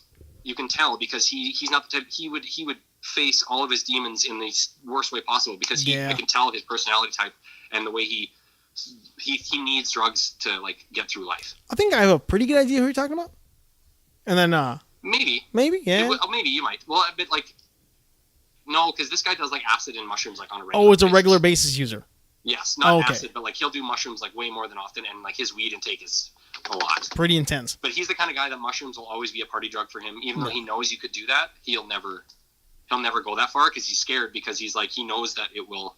Well, I mean, there are people, like I said, the last time I did any kind of heavy drug use, last time, the fellow who I was with, who you know fairly well, is not the kind of guy who also should be doing this kind of thing. He's too much of like a rage machine. Like he's just, everything for him is party and power and rage and scream and dance. Definitely not. He's not the kind of guy who could, even though he is like a full-time avid drug user.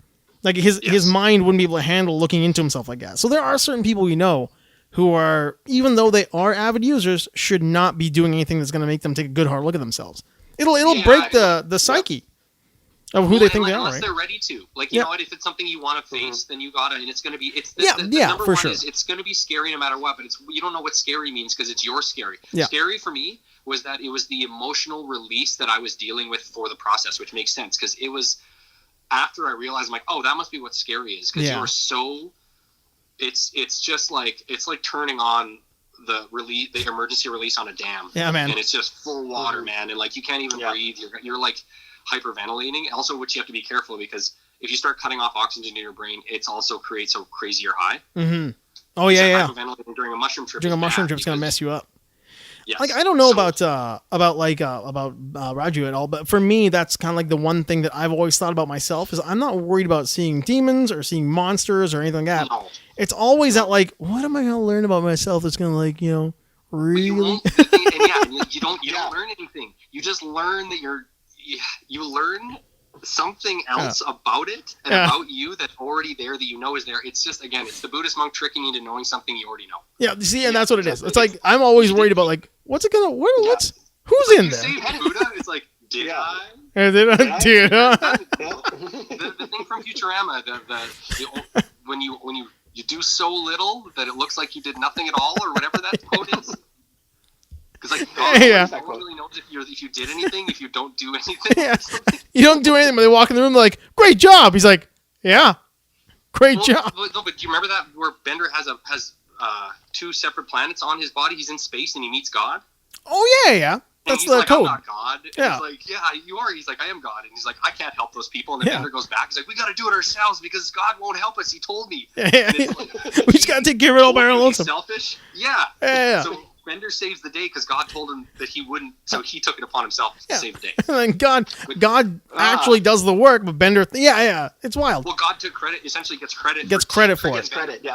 Yeah. So sorry. That's the whole time. Every aha moment you have is like that. So unfortunately, if it's a big problem for you, it's a longer, more difficult aha, and you don't have the aha until you later when you calm down. Yeah, and that's the thing. Like, I'm fairly confident in the idea that I would eventually let myself get into it, like let myself do it. That's always been my one and that's the problem with DMT too. Like when they talk about like, going deep into your own mind. To me, it's like, well, yeah, I'm gonna go pretty deep. Well, can you guys hear me? Oh, yeah, hey, I think my mic just dropped off again. 1 second. Oh. But how come I can still hear you? Because you guys are listening to me on the feed that goes into your heads.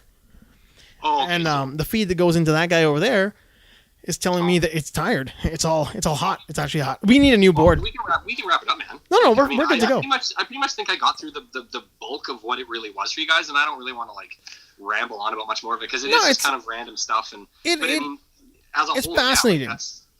I love hearing about it. Yeah, that's the thing. Like you're not rambling at all. No, not at all. I think if anything, it's for anybody who wants to hear. Like if anybody does want to hear about like how to do it properly and get into it, this is like spot on. I think this is a great. I would. Yeah, you don't have to shorten this or whatever. Put it. No. I'm putting the whole thing up. Yeah, the whole thing's going up, pal. I'll throw it up there because I do want to tell people that I did it, but I'm like, I don't want to be like, here's a clip of the recording. I was high as fuck on. No. The recording's funny too because I'm like also because I'm high. Like the candle I had. I gave it a name because I felt that.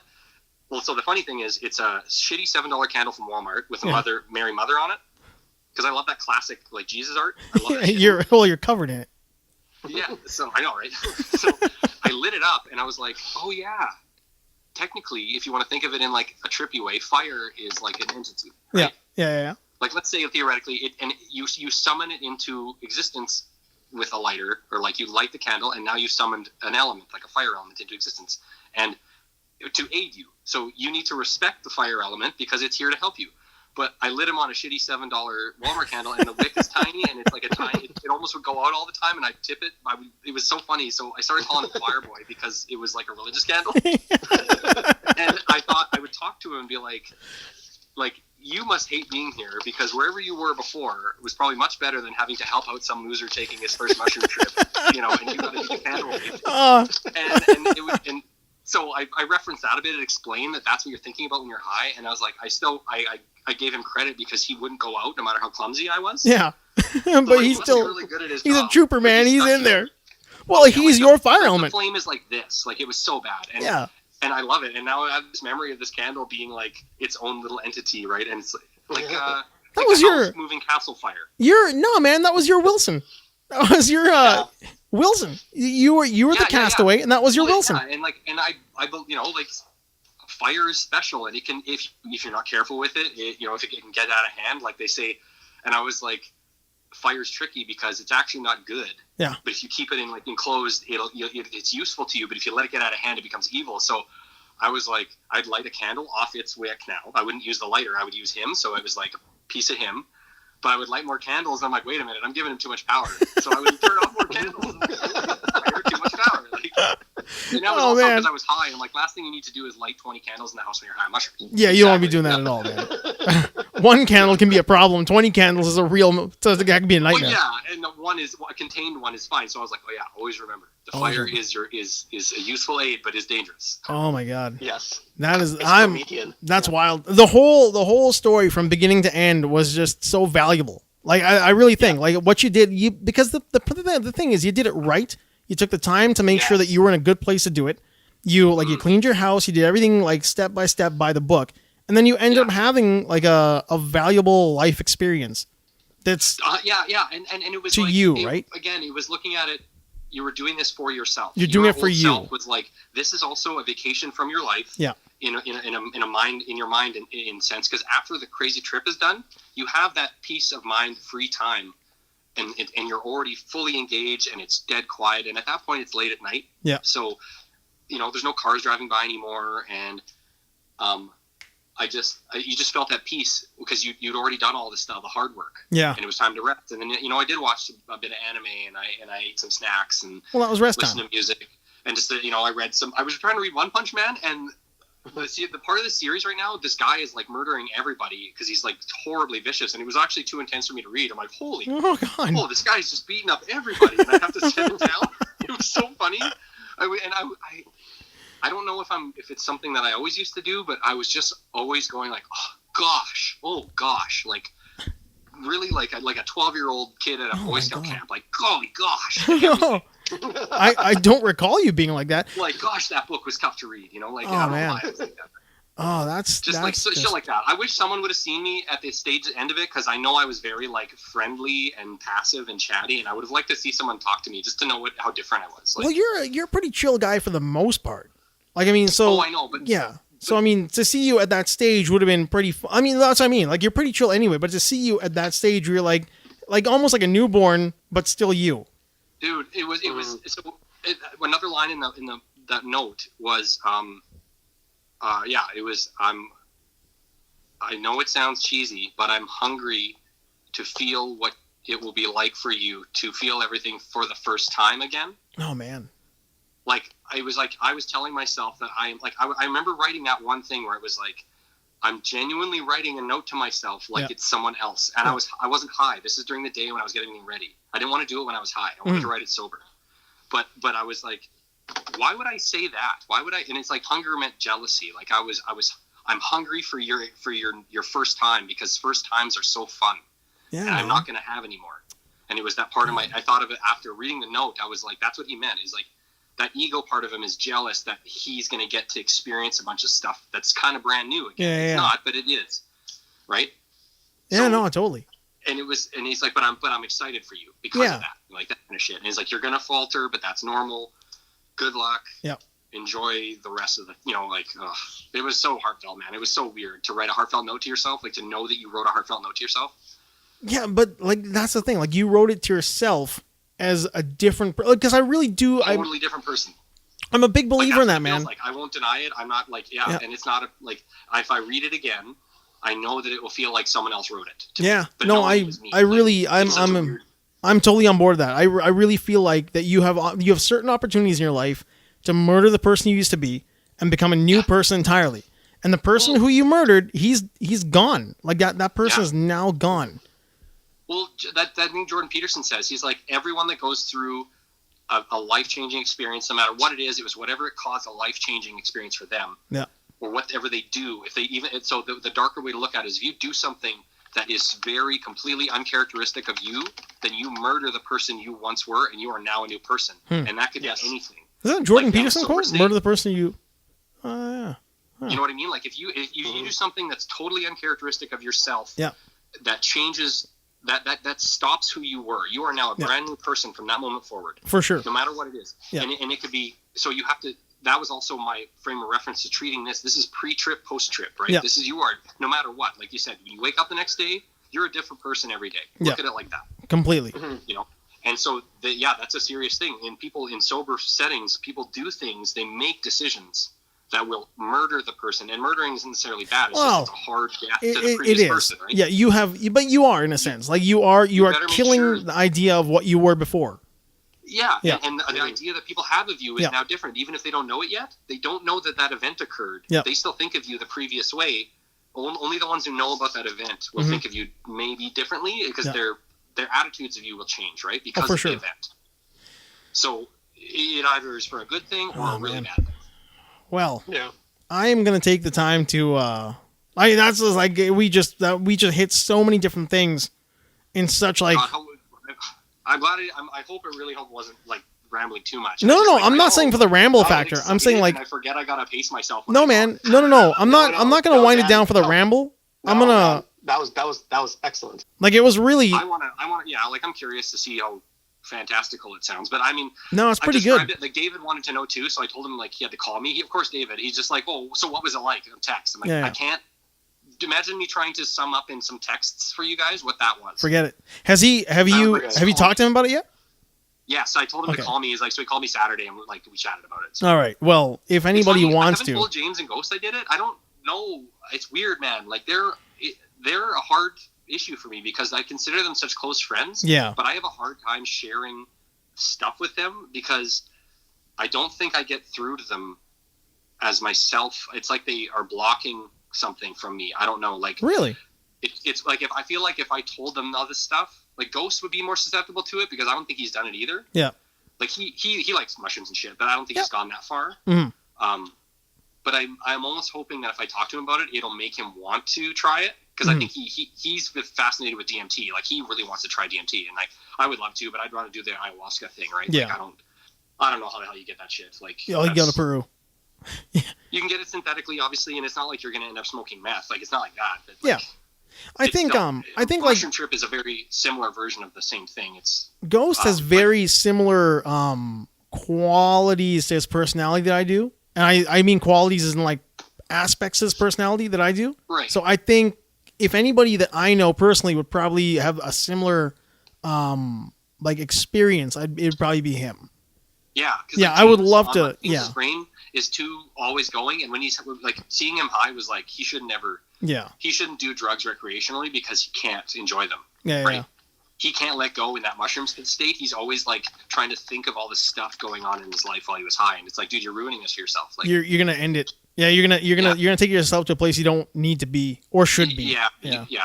Or your perceptions of it are so aggressively assumed that you've created what you think it's supposed to do. That's the thing. Yeah, exactly. It was crazy. Like, he's like, oh, the lights, they're so crazy. The lights. And I'm like, yeah, they're not that crazy. No, like, just when we did it, I was like, man, just watch the movie. It's like stop, you don't need to tell me how high you are. We're all high. the kid who smokes oregano. I hate it when that happens. Yeah, right. Man, this music is so good. I'm like, we all know. All the same mushrooms.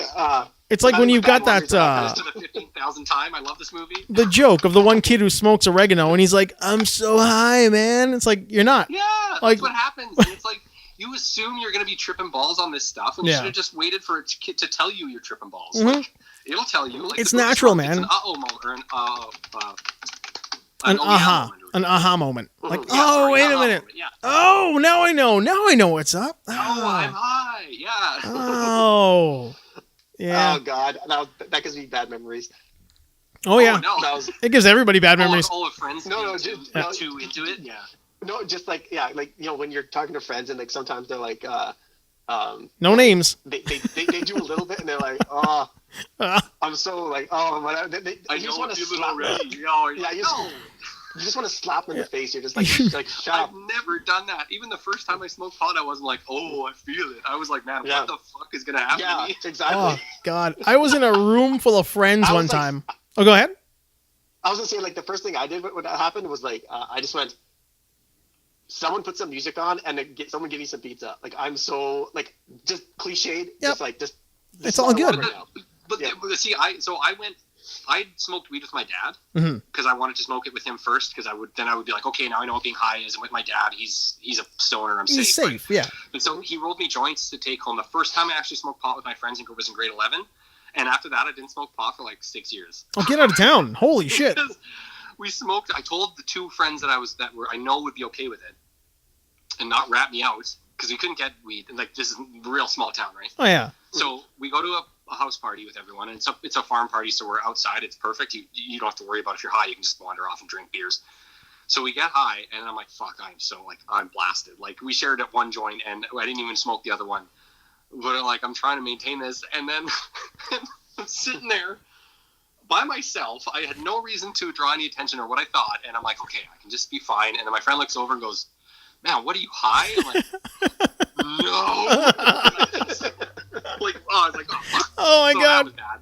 No, that's not good. So, and he's like, what do you mean? He's like, I'm just asking. He's like, calm down. I'm just asking. You seem out of it. You just calm down, man. You just seem a little bit out of it. You're like, yeah. And how dare you? So offended. And then I'm like, okay, well, maybe I shouldn't smoke pot yet because I clearly can't handle it. So I literally just didn't smoke pot for like 6 years. Oh my god, this is way too much. I can beat you with like embarrassing stories. By one of the last times, I was in a room full of the wrong people who I knew really well. We were all like fairly close. We'd all worked together. We were working.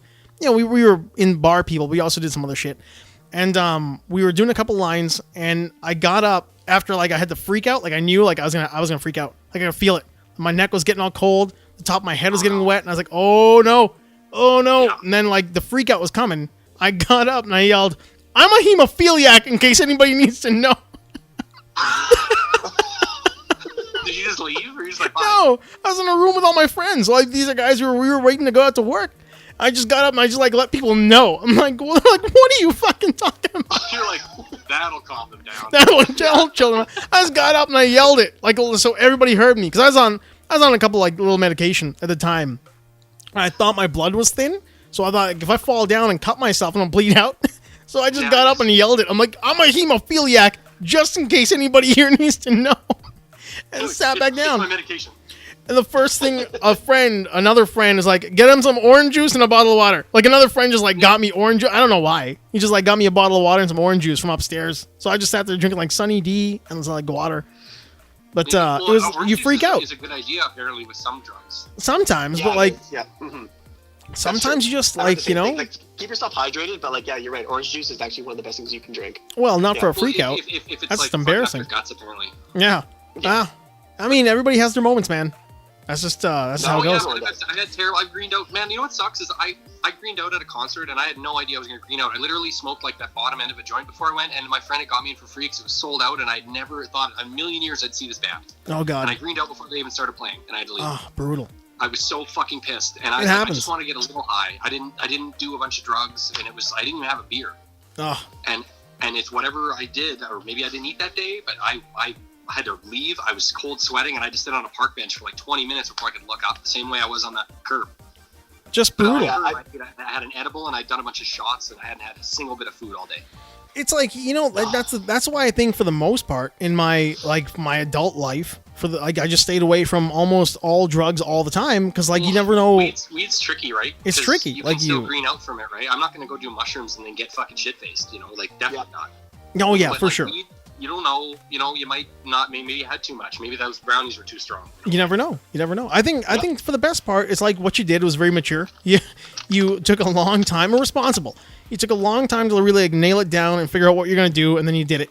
Instead of just being like a party animal about it and just doing something that would. Even, I could still have planned for it, but I didn't really I wanted to, like you said, I brought up kind of like delayed gratification. Like okay, this is when you're doing it. I want you to complete a few chores and tasks in the house before you do it, so you can appreciate the fact that you are doing this for yourself. And these are things you've been putting off for a couple weeks. You're off work right now. Actually make the effort to you actually have the time. Setting yourself up for success is really the whole mindset I had when I was doing it, right? And it worked best. Even running, I made sure I ran that day, and it was funny because my quads have been sore just because I started running again, and they felt like I said, I wasn't in my body when I was present, Dan. Yeah. I wasn't totally in my hands yet. I wasn't in my eyeballs. Like I said, the eyeballs were still kind of blurry, and if I stood up too fast, my legs couldn't. It was like a deer, like a doe. A female deer or whatever. Yeah. Yeah, so I'm like, oh yeah, I'm not totally integrated yet. That's why I was like, I'm still the MS-DOS part. Well, it's like the software has gotten your right arm working and your head's fine, but your left fingers aren't there yet and your feet don't work at all. Yeah, I felt like I was this far into my hands all the time, and I was only halfway into my legs. I couldn't use them quite yet, or I thought they moved as fast as I wanted them to, but they wouldn't. Well, they're glitching. they're not, I'm not integrated. You're not integrated yet. Oh, dude. Oh. That's awesome. That's awesome. That was a big one too. I'm like, that's why it all kind of made sense to me, because it's like, oh yeah, I'm not fully set back up yet. If I was, I wouldn't see the colors. I wouldn't feel high. I wouldn't. Well, now you're Dan 2.0. Mm-hmm. Yeah, legitimately, you're now Dan 2.0. Yeah. And you're just like classic Dan is with the stars. With the stars. I don't know. He got on the train. He's made of the stardust. Yeah. He's the Carl Sagan shit. He's gonna sleep for 1,000 years. Dude, man. Yeah. Thanks for Thanks for doing that. That was rad. Yeah, I'm glad you guys wanted to share. I'm really glad you were willing to share. Yeah. These days, I would suggest anybody that wants to consider like mental health stuff, like I would like to try that, or really consider, go to your doctor, sure, whatever, but just like look into the aspects of it. I don't know. Yeah, it feels good, man. Like, it is like I was saying, like these days it feels like there's more. It feels smooth. There is less less stigma on doing that kind of stuff, so I think people are willing to, but they should definitely I agree. If you feel like it's something you want to try, be responsible with it. Like, talk to your doctor, talk to friends who've done it before. And like, it's not like, man, if I've never done mushrooms before, I wasn't planning on, like 5 years ago when I'd never done mushrooms. Yeah. Or once in chocolates, I prior to that, like 5 years ago, I'd only done mushrooms once. Yeah. And then now I've probably done them 4 times, and the other few times it was like 2 or 3 grams with friends and a social gathering, right? Yeah. Do that first. Then you figure out what you're dealing with, and if you can deal with that, and then you decide. And again, it's a bit of bravery. It's like you need to decide if you're too scared to do that. Yeah. Because it's scary. It's like you don't fucking know, man. You're dealing with some shit. Like, you're dealing with. I mean, you might fuck up your body. You could, or you could, get well. Yeah. You could get really well. You could go to the gym. Yeah. And you might get better, or you might not get better. I don't know. Like, it's just like, it's a choice to make. And again, when the whole time you're making those 2 yes or no answers, it's like, if you've already thought about it, like when I was in the thing. Yeah. I'm not saying you should deal with it, your life that way. Yes or no. If you're already thinking about doing it, you should probably be doing it, kind of thing. But it is a weird, like, binary choice that it makes you make. Well, it was while you're high. Every time you would have that kind of dilemma, you would just all of a sudden be like, no, you thought about doing it, so do it. So and just it's never anything bad. It was never anything bad. Like I said, it was the washing my feet and stop complaining about it. Do the mushrooms. Hold on, you guys keep talking. I'm gonna thank Hansum Dan and Backside Attack for today's episode. We're gonna keep on talking. I'm just gonna fade this thing out. But man, that was rad.